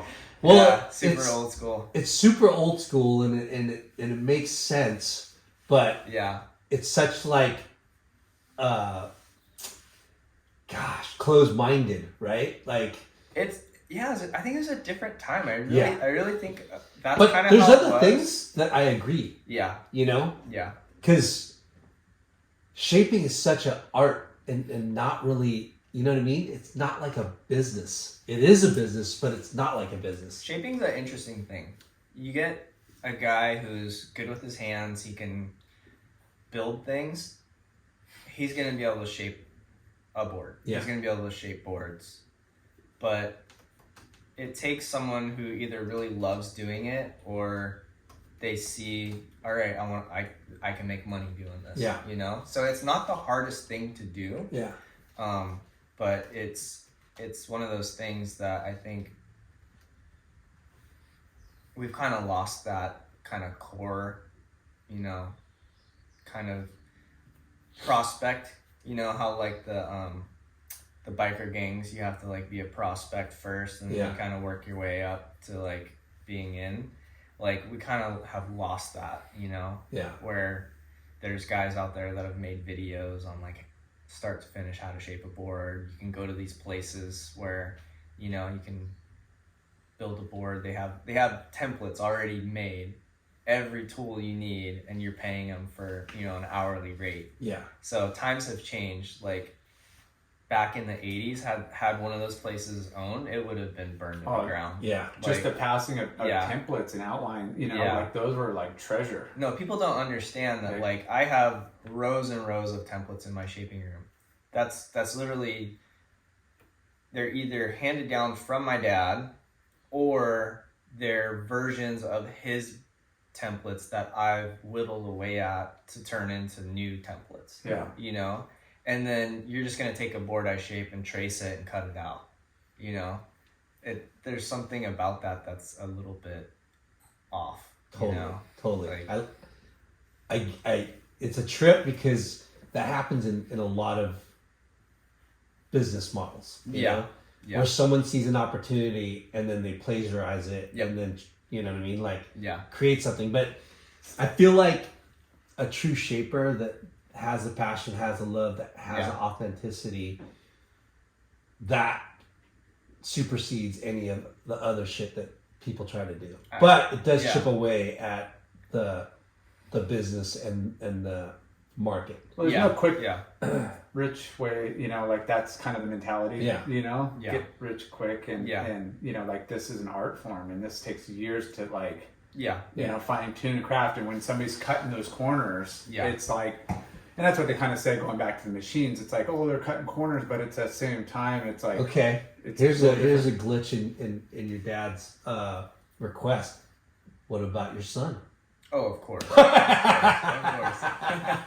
Yeah.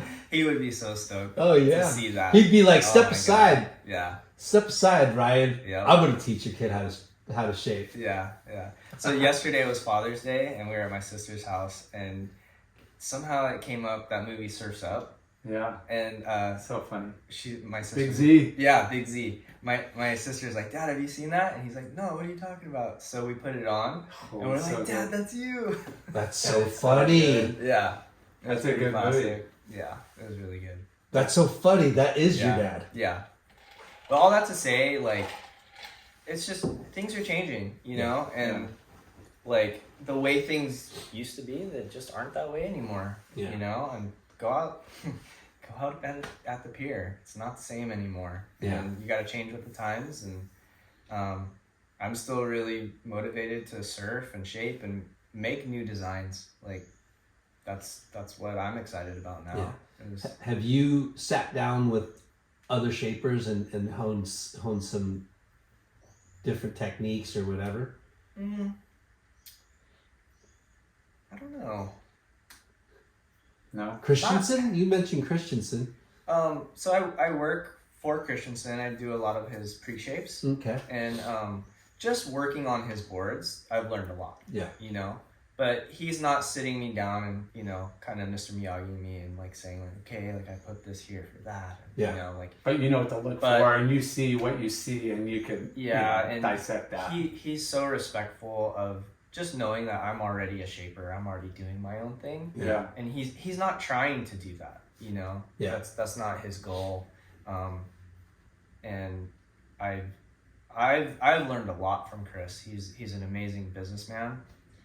What he's done with his boards and the way that he handles his business, man, I can't say enough about him. And, and as a person too, he's a really good guy. Like every time he said he's gonna do something with me, he does it. You know. Yeah. So how did that relationship evolve?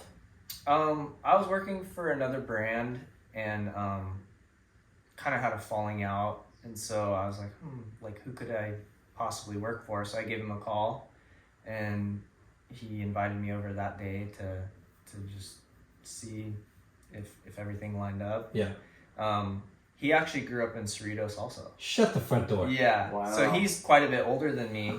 So he knew of my dad, and then he like remembered me from you know, just growing up surfing and being around. Such a small world. And What a trip. Yeah. And so I think we were always kind of on each other's radars. And when I moved down to North County, I would bump into him, and he was always just so cool. Yeah. Yeah, super nice. So just remembered how cool he was, and I hit him up, and I've been working for him for almost 10 years now. Damn. Yeah. So he's doing a lot of boards, and like I said, just I really admire him for his business sense. Yeah. Well, he's got, I mean, such a, you know, when you're known for, most shapers are known for a certain type of surfing or surf, you know, shape. Yeah, He's got like the whole gamut. Yeah. You know, Yeah. like From big waves to from high performance boards. higher performance or like high performance, he was like right at the cusp in the 90s. yeah. And then that transitioned into like big wave boards, and then also like the fish and longboards and stuff like that. Yeah. Like, he was at the forefront of what I was interested in, and my dad was shooting me down and saying not to do it. Like he was doing it, and he did it at the right time, I think. And he became known as like the guy for those boards. Yeah. So Which is really hard to do. Like you said, like the wrist, you know. Yeah. Like, and making sure you got those guys confident and comfortable in equipment that are dialed. Finding a in. niche. Yeah. Yeah. And his boards too, like I'll say this about his boards, there's a lot of guys out there that they'll get a really cool looking fish template or a really cool like, you know, like lightning bolt looking pintail or something like that. And then you grab the board and it's literally a polished turd. You know? Like the glass job is all shiny and pretty, but the actual shape isn't legit. It's not gonna work, and it's just wall art. Yeah. Yeah, Wall art. Yeah, pretty much. Yeah. Where his are so refined, and you know, so that's the main thing that I learned doing so many of his boards is like how refined his shapes are. And So you got into moto young, with your family. Yeah. How did you pull that off with surfing growing up and because it's two different sports. I mean, everybody kind of does some sort of outlet like sport or something. There's different. a lot of crossover surfing and moto. Definitely. Yeah. I think the best way to explain that is like, to me at least, it's the California lifestyle. Yeah. So I grew up, it was surfing, going to the desert and riding dirt bikes, and going to the lake and being on like a boat. And then in the wintertime, we'd go up to the mountains and like, we didn't really snowboard or anything like that when we were little, but like playing in the snow. So like, that's what I consider like the California lifestyle is like doing all those things within a year, you know, like, so when I was really little, it was like if we weren't going to the beach, we were going out to the desert riding dirt bikes. And I think early on I actually liked riding dirt bikes more than surfing. Well, the speed, the excitement, it was just so fun. And like, How old were you when you got into it? So my dad got Tristan and Shauna, my brother and sister, bikes, little 50s, and I wasn't riding a bicycle yet. So I think they were like maybe 6. Wow. So I was probably like 4. And just to see if I could do it, he put me on the 50 and I was able to do it. He had to like catch me when I came in. But after that, like I would just take turns on their bike. But yeah, I loved it. Like from the moment I tried it, I loved it. And then I remember having a gnarly crash. It was me and Tristan and my dad, and we were out, I think it was Lake Mirage. And you know how like you'll like walk into a door and like you'll go like this, and as you get closer, like you do the dance? Well, we were on a trail and I started doing that with a guy coming at me. And I would go this way and he'd go that way and I'd go that way. And eventually like he hit me head on. So I just remember like laying there and my dad coming running up and I'm bawling. And the guy is like leaning over me, and as my dad ran up, my dad kicked him. He just ran and kicked the dude. You idiot. Yeah, and then... What are you doing? I'm trying to kill my son. And then son. he grabs me, and I remember I had a bloody nose and stuff like that. And after that time, like I'd crashed a bunch of times before that. And, but after that one, my dad, like, he kind of pulled back from taking us. I think that one scared him. Yeah. So that was like right around the time that I was getting a lot more into surfing. And I think it was kind of just like, okay, like he can get really hurt doing this. So let's just go surfing. Yeah. You know? So, I stopped riding dirt bikes at probably like 12 or 13, focused on surfing. And then, it wasn't until I was in like my like mid 20s, I messed up my knee. I like tore I think it was my ACL and like a slight tear in my meniscus. And I didn't need surgery. They said I could, if I just kind of stayed off of it, it would heal on its own. Yeah. And so I ended up taking about like 4 months off, and I tried to surf and it still hurt. And anything I did, it hurt. And at the time, my parents moved, and where they moved, you could ride dirt bikes. They moved like inland, right? Yeah, Riverside. They moved to Riverside, and I was so pissed. And so, like, were you still living at home? I was living in Huntington with Jeremy Castile. Oh, yeah. So this is like my 20s, and so my dad calls me. He's like, "Hey, I can hear people riding dirt bikes like out in the hills behind the house." He's like, if I get a couple bikes, would you want to go ride? I'm like, I think I could probably do it. I'm like, my knee feels better, but it hurts when I surf. So he got 2 bikes and we started riding out there, and it was the weirdest thing because it actually... You took a long pause.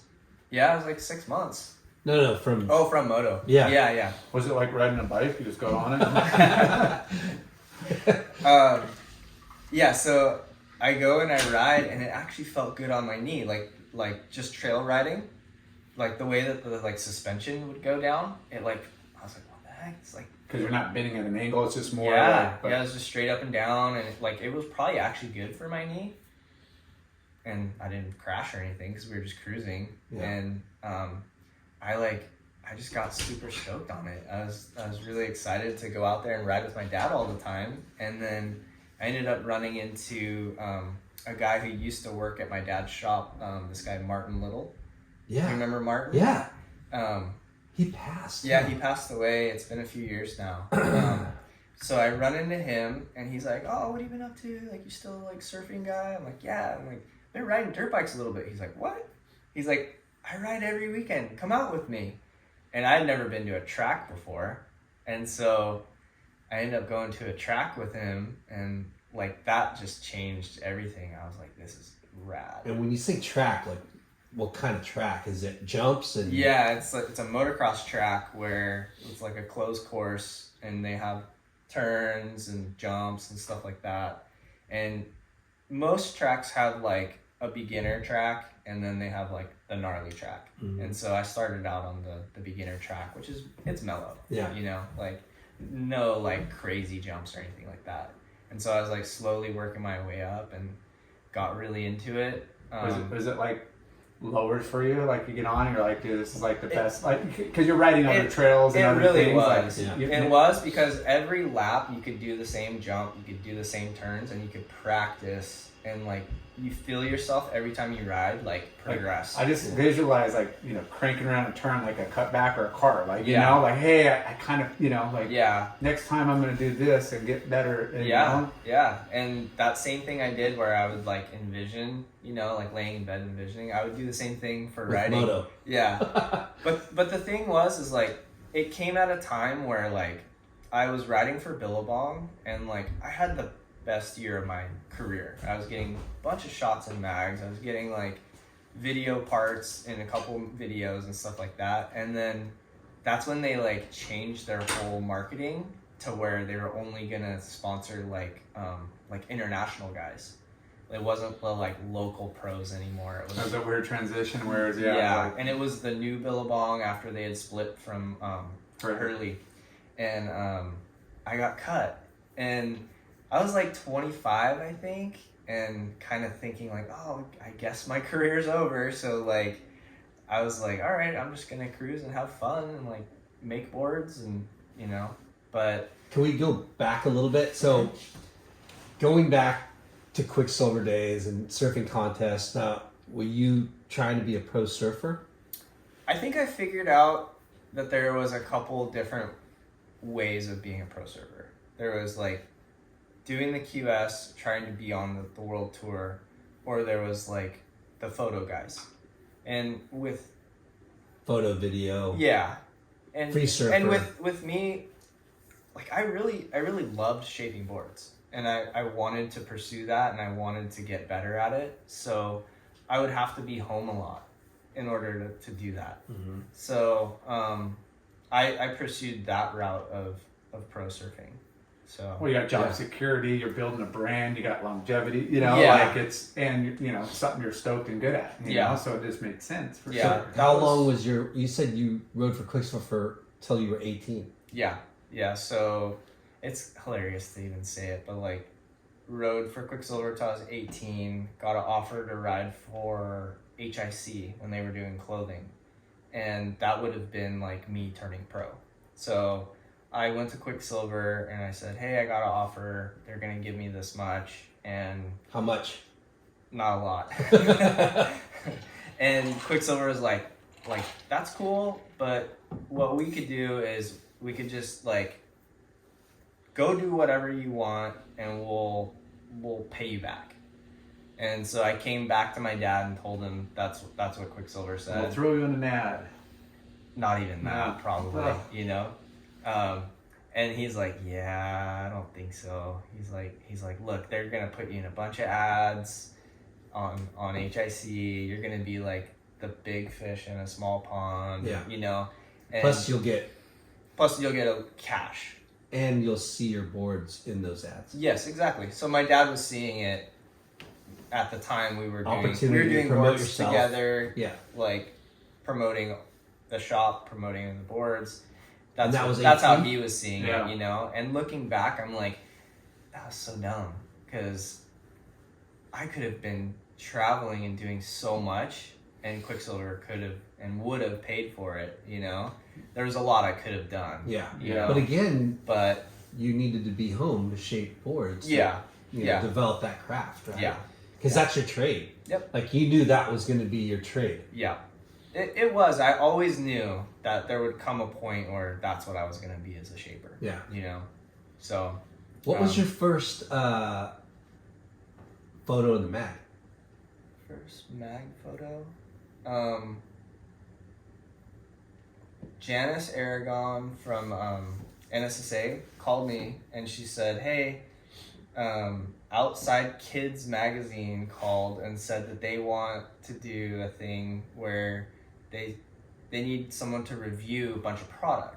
Wow. And so they sent me all these wetsuits and all this stuff, and I had to wear it and like tell them what I thought of it. And then at the end of it, they sent me to Salt Creek and I met up with Flame. And so I shot with Flame for like a morning, and they used it in the Outside Kids stuff, and then Flame ended up putting it in surfing. Nice. Double dipping. Yeah. So I got a pretty cool little like credit card size shot. And after that was when like me and my dad kind of sat down, and he was like, you should do that. You should just shoot photos all the time. Yeah. Because, you get a little bit of money for, photo incentives yeah. and stuff like that. And he was probably thinking again, hey. And it's, Salt Creek's just down the street, Yeah. really. Yeah. So. But how old were you when that happened? I remember I was probably like a sophomore. Yeah. Yeah. Yeah. That was fun. Yeah. What a trip. Pretty cool time. And at that time, like that surfer photo instead of like, like It was a guy, thing. it was a thing. Yeah. For sure. So Yeah. HIC. Yeah, so I ended up riding for HIC, and then I was making boards for a Japanese surf shop called Murasaki Sports. Yeah. And so I rode for them too. Wow. Yeah, so I had... They paid you pretty good. Yeah, they paid really, really good, and they bought a lot of boards. Yeah. Yeah. Surfing was blowing up. Yeah, and then they sponsored Todd Miller to ride my dad's boards. So oh yeah, they would send us to Japan, and I would travel with Todd, which he was so crazy back then. He was so fun. He was rad. We love Todd. Yeah. We had the whacker on. Yep. He would tell me so many stories. He's like, oh, back in the day, they used to call me the whacker. And Yeah. all these stories with like Richie and stuff. Yeah. But, wow, that I forget that you did that. I remember it, but I forget it. Yeah. And yeah, Japan was freaking. I mean, it's kind of crazy because we're talking like mid to late 90s. Yeah. Right. Yeah. The cool thing is everyone else was getting sent to Japan, and like they'd be there for like 2 weeks and they'd do like 100 boards. They'd have to hand shape 100 boards while they're in Japan.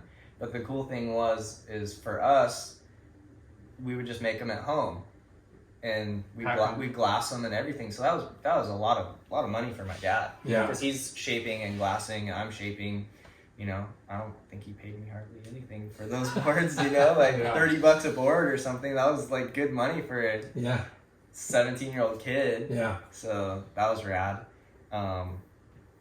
But yeah, that was a fun time. Yeah. I got to go to Japan. Oh, man. That was a trip. So I had you rode long blonde hair back then, and I remember walking around Tokyo. I had a board bag. It was before they had wheels, so I put my skateboard on the ground and was dragging my board like through town like that, and I was like tripping. I was like, I feel like I'm in Mars. Like all these. The surf straps with the board, on top of the skateboard was our like transportation. Yeah, it's pretty classic, but and they were like fiending on surfing and surfers, especially a blonde-haired surfer in Tokyo. Yeah, it was ridiculous, but it was a lot of fun, man. Yeah, it's a good experience to go. Again, they have good waves too. Like certain times of the year, just like everywhere, and people are like going to Japan. It's like in there 1 foot. I'm like, sometimes, but sometimes it's really good too. Yeah. So HIC for how long? Gosh, it was probably maybe like 4 years or something. It's a good like long that. time. Yeah, and then from there I rode for Caton. When they were doing their like K2, like own them before they like turned it into K2. Yeah. I think it was like me, Ryan Simmons, Hagen Kelly, maybe Brian Pacheco. Maybe they had a I remember. pretty deep team. Yeah, and we got to stay at the Jerry Lopez house one year. Wow. That was really cool. It was kind of funny though, because like I was already really good friends with McCullough, and I remember just being like, I'm gonna go. I'm gonna go stay down there. You're not gonna stay here? Yeah, it was kind of funny, but yeah, that was a cool time. Yeah, who else rode for them at that time? And were you surfing contests too, or mainly shaping? I was mainly shaping. I was still doing some contests, but like I wasn't chasing the QS. Yeah. You know, I wasn't really trying that. Like I was really excited to surf the US Open, you know, like the Huntington contest and stuff like that. Yeah. I wasn't really chasing. You want to go on a surf trip? Yeah, I wanted to go on surf trips and stuff like that. Yeah. And what video parts did you get? Not a lot, like a lot of smaller stuff. I think you were in one of them when we went down to Cabo. Forget that one. Yeah. It was like you, me, D-Ba. Yeah. Tom, what was Tom, what do you call that movie? I forget. Yeah. Yeah, he was filming like real film. Yeah. Yeah, expensive. Yeah, that was fun. It's a friend of D-Ba's. Oh, God, Tom, I'm just drawing a blank. Was it a movie? Did it come out? I think. It wasn't big. Yeah. Yeah, it wasn't very big. But it was mostly magazine shots and stuff Yeah. like that and editorial stuff. A lot of coverage about me being a shaper. Yeah. You know. That was pretty rare back then. Yeah. Not a lot of guys were surfing their own boards. Right. You know. So How is it when you're like, you got guys wanting, you know, sponsorship and, you know, like, Yeah. Ryan, can you sponsor me? You know, like, Yeah. how did that dynamic? Because, you know, yeah, that was interesting. You rip, and then somebody's like, hey, can I get your board? I want to ride for you. And you're like, yeah, you're not that good, dude. Because that's got to be the hard, you know, honestly, there dynamic. wasn't a lot of that. Most of the boards Friends and was people. like friends. Like Yeah. there was a couple summers I just remember like walking down to the beach and just like everyone getting in and out of the water was on my boards, you know? So and rad. it was rad, but at the same time I look back, I'm like, yeah, dude, you made like no money doing that. Because it was all bro deals, you know? Yeah. But That gets you time on, you know, yeah. time in the No, I learned a lot by doing that and making boards for those guys. And that helps too, like when you get good feedback from different people, you know, Yeah. like you have your own, you know, nuances and your own like style, but Yep. you know, I'm probably the worst guy when it comes to bro deals. I'm such a bro deal, take advantage kind of guy. Yeah. Mm-hmm. Yeah. I am. Yeah. And I know it. And I always will be. Yeah. Yeah. But hey! Pay me and I'll ride your board. Yeah, exactly. So then from HIC to Billabong? No, it was HIC to Caton. Oh yeah, And Caton. then after Caton, Billabong. And how did those sponsorships like evolve? It was always something going on with the brand usually, you know? Like I think the Caton thing, that was when they like sold to K2. K2. So that whole team went away, and then I think they put everything into Timmy Curran. Do you guys remember that era when he rode for them for a little bit? For Caton? No, K2. Oh, K2. Yeah. Oh, that's right. Yeah. Yeah. That was brief though, right? Yeah, that was really And brief. Taylor Knox. Yeah. Or no, he won that K2 challenge. And then, Yeah. and then they were doing the. It was real fast. It was When real went fast. down, It was a blip on the It radar. was. I think he made a bunch of money off that, and then Yeah. like, what's K2? Like, Yeah. No one wants that. Yeah, and then after Billabong, that's when I started riding motocross, and Pat Tenori and Conan, they asked me if I wanted to be part of Ruka when they first started Ruka. Yeah. So that was pretty cool to do that for a little bit. Bogle, yeah. Bogle and you and. Yeah. You're kidding. No, yeah. So through McCullough, I met Conan. I made him a few boards when he was staying at their house because he was married to Malia, and so I made him quite a few boards, and we hung out a little bit, and he ended up starting Ruka with Pat, and the rest is history. Yeah. But with that, What a trip. yeah. Because that's when Lar came into the scene too. Like right at the beginning then. Yeah. Yeah. I was at Stussy and I was kind of like wrapping up my stint there. Yeah. Frank and Wait, no, yeah, I skipped Stussy. Yeah. You rode for Stussy Yeah, too? Maddie. Yeah. Maddie had me riding for Stussy for a little while. So, were you guys riding for Stussy at the same time? I think so. Yeah, I vaguely remember. I don't even remember. You were traveling a lot. Kaipo, yeah. Yeah. Kaipo. Wait, you rode for Stussy too? Yeah. That is such a trip. Yeah. Yeah, Maddie Moa.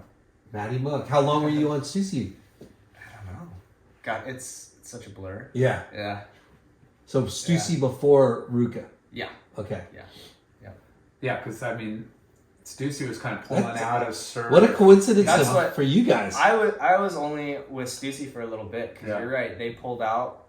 I remember there was a trip that we were all supposed to go to like Europe or something to hang with Eric Clapton, Somewhere. and then some new guy got hired and Kiboshed it. they took the skater team. And then after that, it was kind of like They're focused on they're skate. focused on skate. Yeah. Yeah. Yeah. Some barn. Yeah. So then Billabong. No, it was Billabong before that. Oh, Billabong before those two. Yeah. Okay. Yeah, and that's when the moto, like I started riding moto, and I was really just focusing on shaping. Yeah. Yeah, I think I was like mid-20s at that time. Yeah, you're like, And like, I was just like, okay, I can make, realistically, what, like, decent living, Yeah. like barely get It's by, really- trying to be a pro surfer. Yeah. and that's not fun either. you And know? I knew my level. Like I knew the type of surfing I did. I knew where, like, how far I could really make it. Yeah. So I was having a lot of fun That's it. Yeah. living in Huntington, making boards for all my friends, and just doing that. Got to grow up at So- some point. Yeah. So gotta grow up and ride dirt bikes. Yeah. That You got to probably get was- into one other Yeah. expensive hobby. Yeah. So the moto, the Surfercross, Mm-hmm. you competed in a lot of those. Yeah. So the trajectory of like motocross is like, it was just for fun. It was just something that, like, I don't know, like my whole identity, my whole life, since I can remember, revolved around surfing. Yeah. And as my surfing career was kind of like fading, just realizing, okay, like you're not going to be Kelly Slater, Along with the 99.9% of yeah, everybody. yeah. And I was just like, okay, this is really fun. I'm having a blast doing it. I met a really cool group of guys through riding. So there's a group of guys that they were originally from, it's called, it's like Burbank area, and they all moved from there to Huntington, and I met a bunch of these guys at the track one day, and they're like, no way, you surf, you make boards? And so we like exchanged numbers, and I don't know if you remember Alvin Zalamea. Yeah. He's a stuntman now, and so I met him, and we became like instant buddies, and he is like really good on a dirt bike. Like he grew up racing and stuff like that. I grew up surfing, and so I'm like, I want you to teach me how to ride, and he's like, I want you to teach me how to surf. So we would Got a good sparring partner. Yeah, so we'd ride and we'd surf and just, have a bunch of fun doing that. And so through that, just kept doing it, And then through the grapevine, I hear that there's a thing called the Surfercross. I'm like, well, dude, I want to do that. Yeah. And so, Get paired. yeah. So, yeah, for those that don't follow it, it's surfers pair up with a moto guy and a moto guy pair, so it's a two-man team. Yeah, you And draw a compete, name out of a hat, and and that's your partner for the whole event. But there's a couple different divisions of pro, you get Yeah. partnered with a pro, somebody really good, Yeah. vice versa on the surf side. It's hard to get the surfers, so it's hard to get really good surfers. So luckily, I'm still able to do it because there's not a whole lot of pro surfers who want to do it. So I've been doing it for. I did it one year. Yeah, I remember that. Me and Nichols. Yep. I went around all the jumps except for a couple of whoops. Yeah. I putted it around. Guys are doing triples and like landing like on my bar, like bumping me. Yeah. Like I was like terrified. It's a little scary for the guys that don't ride regularly. Yeah. You know? I'm like, that guy landed like 2 inches from me and he's burning out. I'm just eating dirt. Yeah. Yeah, so it's an interesting concept and it doesn't make any sense. But what it was is Mike Parsons and like a couple other, like Sonny Garcia and a couple of these pros, they started riding dirt bikes and they became friends with the other pro dirt bikers. And so they had this idea like, hey, let's just do like a day where we do like a tag team race. And then it turned into like an actual like event. And it's all invite only. So you have to be invited to do it, and it's a bit underground, but it's I think they're going on like 20 years. Yeah, it's been Crazy. a long time. I think I did one of the first couple of years. Like it was really. Yeah. And I have just you wanted been to go doing and them hang. since the beginning? Yeah. Crazy. Yeah, I think gosh, I don't even know how many I've done. Yeah. Yeah. But yeah, I think And you've done well in them? a lot of the luck of it is the luck of the draw. So if you get We get paired up with. if you get a really fast guy and then you can also kind of ride, and then if they can kind of surf, it helps. Who you know? who have you won with?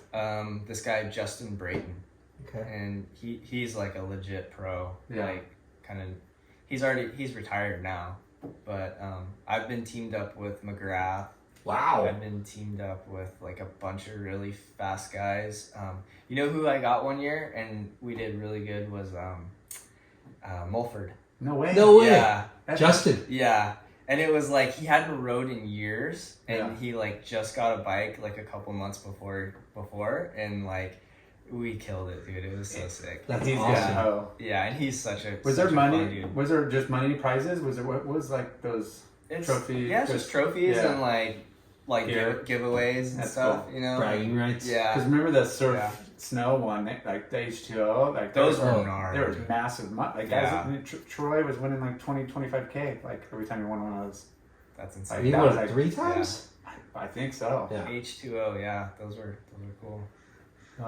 Yeah.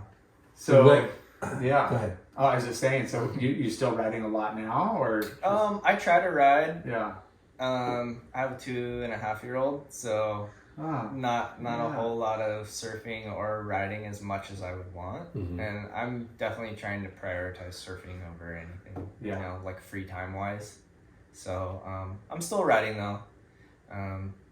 There's a local track that's really close to my house. That's cool. It's only 30 minutes away. It's like a straight shot. So that makes it easy when I can ride. What do you ride? I ride a KTM 350. Okay. So it's kind of cool. Like they're a brand that makes, it's not a 250 and it's not a 450. It's like right in the middle. So it's a really fun bike. Yeah. Yeah. And do you go off jumps and shit? Yeah. Do kickers and sidewinders? Do you go off jumps and shit? Yeah. Well, Yeah. Yeah. That's the fun part. That's hell no, dude. that's what he does. He's got a kid now. He's I shaping. know. He's got to keep his hands and Yeah. legs Yeah, in that's order. probably Yeah. true. Yeah, that's Yeah. your livelihood. Yeah. Yeah. No, it's one of those things that you don't even really think about the jumps that much, you know?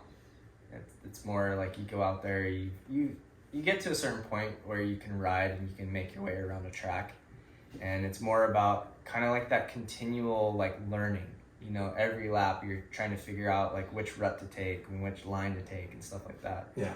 It's a lot of fun to Therapeutic do in a way. that. It's so much more about that, and to be honest, like it keeps me healthy. Yeah. Like it takes It's a lot. workout. It is. Yeah. It's a workout, and like it keeps me like, oh, should I have that other piece of pizza? Like, should I eat that donut? Like, you know, it's a motivating thing to like stay in shape. And Yeah.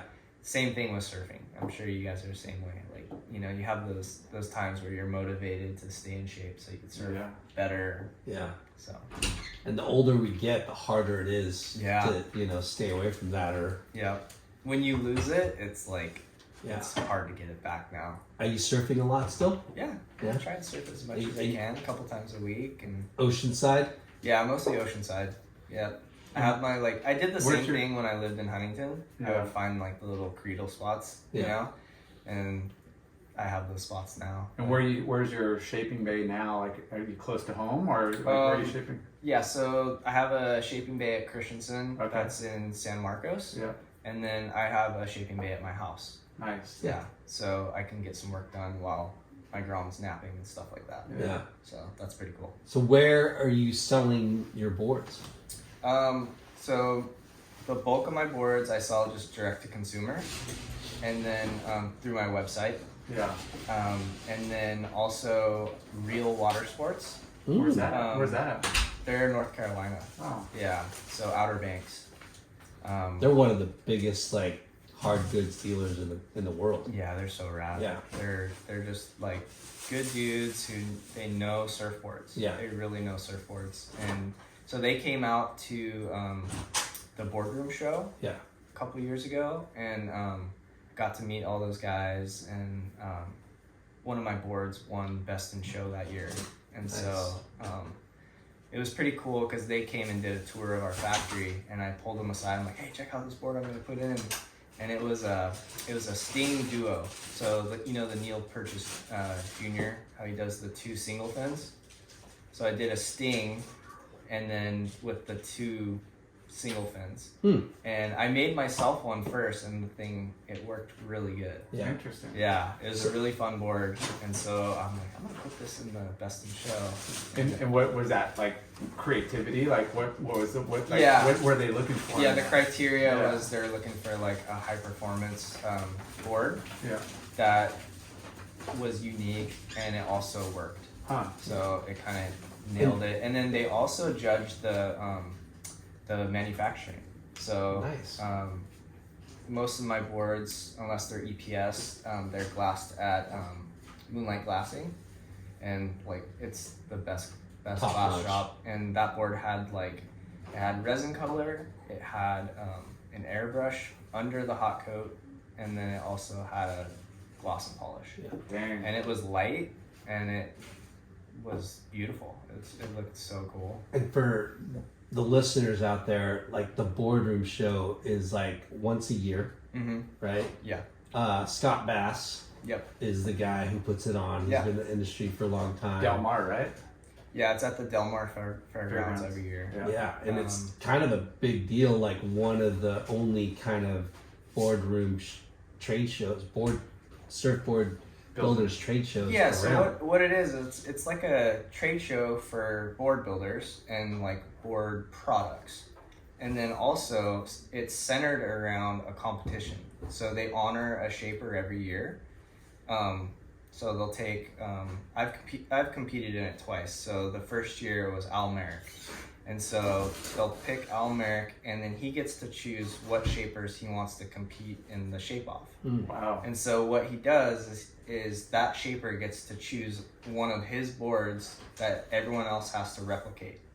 And so the years I did it, it was Al and Britt.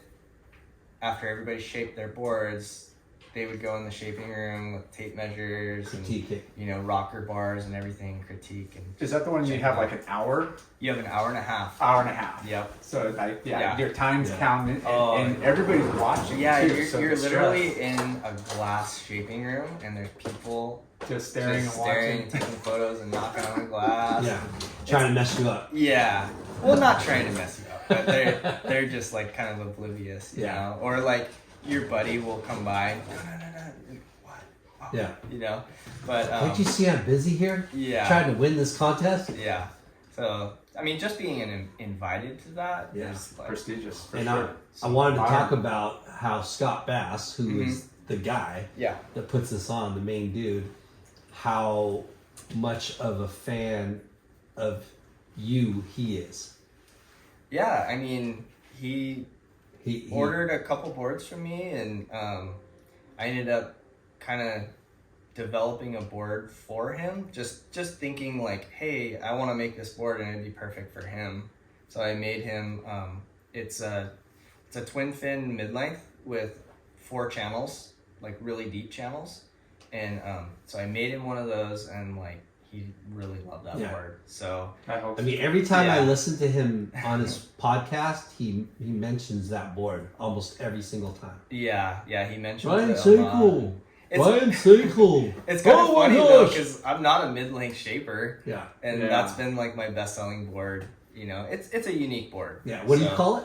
The Saber. The Saber. Yeah. Nice. Yeah, because I mean, you know, they'll talk about him just getting back from a trip, you know, and he'll say, "Yeah, I brought my, you know, Sakal board," and it's pretty much his go-to board all the time. Yeah, it's been his go-to board. Deep channels aren't kind of the norm, anyways. You know, like it's got specific conditions. Super glassy, you want it, good waves, fast, open face, but like, you know. If you can nail it, like it just makes that board look. It works really well with that twin fin setup because it's like larger keel fins, and then you got the deep channels, so like it's not sliding out on your backside, you know, which a lot of people like. That's the complaint. It's hard to get a board with a twin fin. For your average surfer not to slide out. So does that mean I have to get one of your boards, bro? Do I get a bro deal? Oh gosh, that's good. The bro deal. It sounds like Lars right up your alley. You're a mid-lengther now. Whoa. I got it. I write anything. Yeah. Whatever has fun. Yeah. So how can people outside of, you know, where's your website and how do they get a hold of you? Like social media, website? Like... social media and website is Ryan Sakal Surfboards. Do we follow you already? Let me make sure. You can place an order just straight to Eat the my site. phone dust, dude. Eat my phone dust, but that's not. That's my personal. My family one. Yeah. But you can just order a board straight through there. What's cool is I like to talk to my customers. Yeah. Like I don't really go by like, oh, you're this height, you should ride this board. You know, I'm this height and I'm this weight. We are following it, bro. What should I ride? I like to like either have guys bring their boards in and I can check them out and then we'll go from there, or we could even do that just through like send me photos of your board and you know the dims and stuff like that. And then a good conversation about what you want and what you're trying to achieve with your boards. So besides direct consumer, are you selling it at your dad's shop anymore, or? No. So my dad, I haven't sold my boards out of my dad's shop since I first moved down to San Diego. That was in 2009. Oh, wow. Yeah. So that was, I don't know if you guys remember, but the economy got like crazy. 2009? Yeah. So we remember it. Yeah, we remember. My dad was basically like, all right, Ryan, like in order to keep the doors open, like I can't have you making boards, you know. So I was like, that's totally fine with me. And I did a couple other things during that time. I was doing finished carpentry. Nice. And kind of contemplating not doing boards anymore. And I even did stunt work in movies. Did you really? Yeah. So I met some really good guys through riding motocross. And the Alvin guy, right? Yeah. So I met Alvin, another one of my really close buddies, this guy Oakley. And just through that. Connections. Connections, and got to work on quite a few movies. And we didn't even talk about that. Yeah, we're gonna have to get you back on and talk about your other life outside of surfing. Yeah. But it was quick. I realized that I really just love shaping. I feel like if I didn't continue making boards, I would be leaving a lot on the table. Yeah. So I feel like I have keeps you healthy here. And I feel like I have something inside me that loves to create. Yeah. And I don't know what it would be if it wasn't making boards, but I just think that the stunt world is like you're only good as your next gig, and they only need so many guys to paddle out and surf, and I'm not the guy that they're gonna call to like crash a car or like slide a motorcycle into something. You know, there's already the guys that are, you know, established doing that, and I was pretty far along in age, like to where like I didn't think that was like He's gonna be. He's talking to the producer. You know what would be really good is Point Break like 5, 6, 7, and 8. Yeah, exactly. Yep. Yeah, we should just maybe franchise this out. Yeah. But no, I made a lot of really great friendships and got to work with like Brian K. Aloha, what's his name? Brock Little. Wow. And like some like. Doesn't Noah Johnson do a lot of this? Yeah. Noah does a lot. Just really cool dudes, like guys that like I never would have even thought, you know, would become my friends, and they're these like gnarly dudes that did other things before, and now they're working in, you know, that industry. Yeah, pretty cool. But you got a good following. You're busy with Christensen's and your own. I feel like, I mean, it's just been a lot of refining. Like I feel like my boards are finally to a point where like every one of my models is really refined. When I do come up with a new one, it's already refined, and it's only taken what 30 years to get there. But it's an art, man. Yeah. And I, like I said, like had I stopped doing it, like I feel like there would be a lot left on the table. Yeah. And so Real Water Sports. Yep. My website. Yep. So Real Water Sports, they just got a shipment of like 20 of my boards. So they have a good stock of boards right now, and they'll ship to anywhere. Yeah. So they're insane. So are you open to opening up other dealers? No. Yeah. I'd be stoked to. Yeah. I just know that the surf shop model is really hard right now. Yeah. You know, definitely. You have a lot of brands that they're just filling up surf shops for, you know, consignment, and it's hard for me to do that. So if I could find shops that are interested, I would love to have, you know, those relationships. So if they were to email you, what's your email? Ryan at Sakal Surfboards. Okay. Yeah. .com. Yep. Nice. Well, we're fans. Yeah. And then it's gonna hit you up for sure for like a free board, I bet. A demo. Wait, is that possible? Is that awesome? Yeah. He's gonna give you his DMs. You're like, I don't think that's physically possible to make it that short, wide, and thick. Whoa, dude! How dare you? Are you sure this is right? Yeah. No, it's crazy. We've known you for a long time, and it's funny how, you know, time flies. Time flies. Yeah, time does fly now. And it like that time that I fell off the cliff was like, it's like another lifetime. Yeah. Like, it's so weird. Yeah. It's a trip to me thinking back, because like I was just at such an impressionable age at that time that like you've always been like the guy. Go pull it like, off. To this day, dude, I'm like, dude, freaking Lyndon, you know? And same thing with Lar. Like, you're what, 5 years older than me maybe? And like yeah, I looked up to you too. I was like, dude, that guy surfs like Kelly, you know? The HP and Kelly. Seeing him in the water like almost every time I surfed was like, you know, so impressionable. I mean, there were so many like, you know, little circles of friends, and I mean, we weren't close because of age and different schools, but I think in our 20s and stuff, when I was home here and there, you were close with a lot of my, you know, other friends that were here.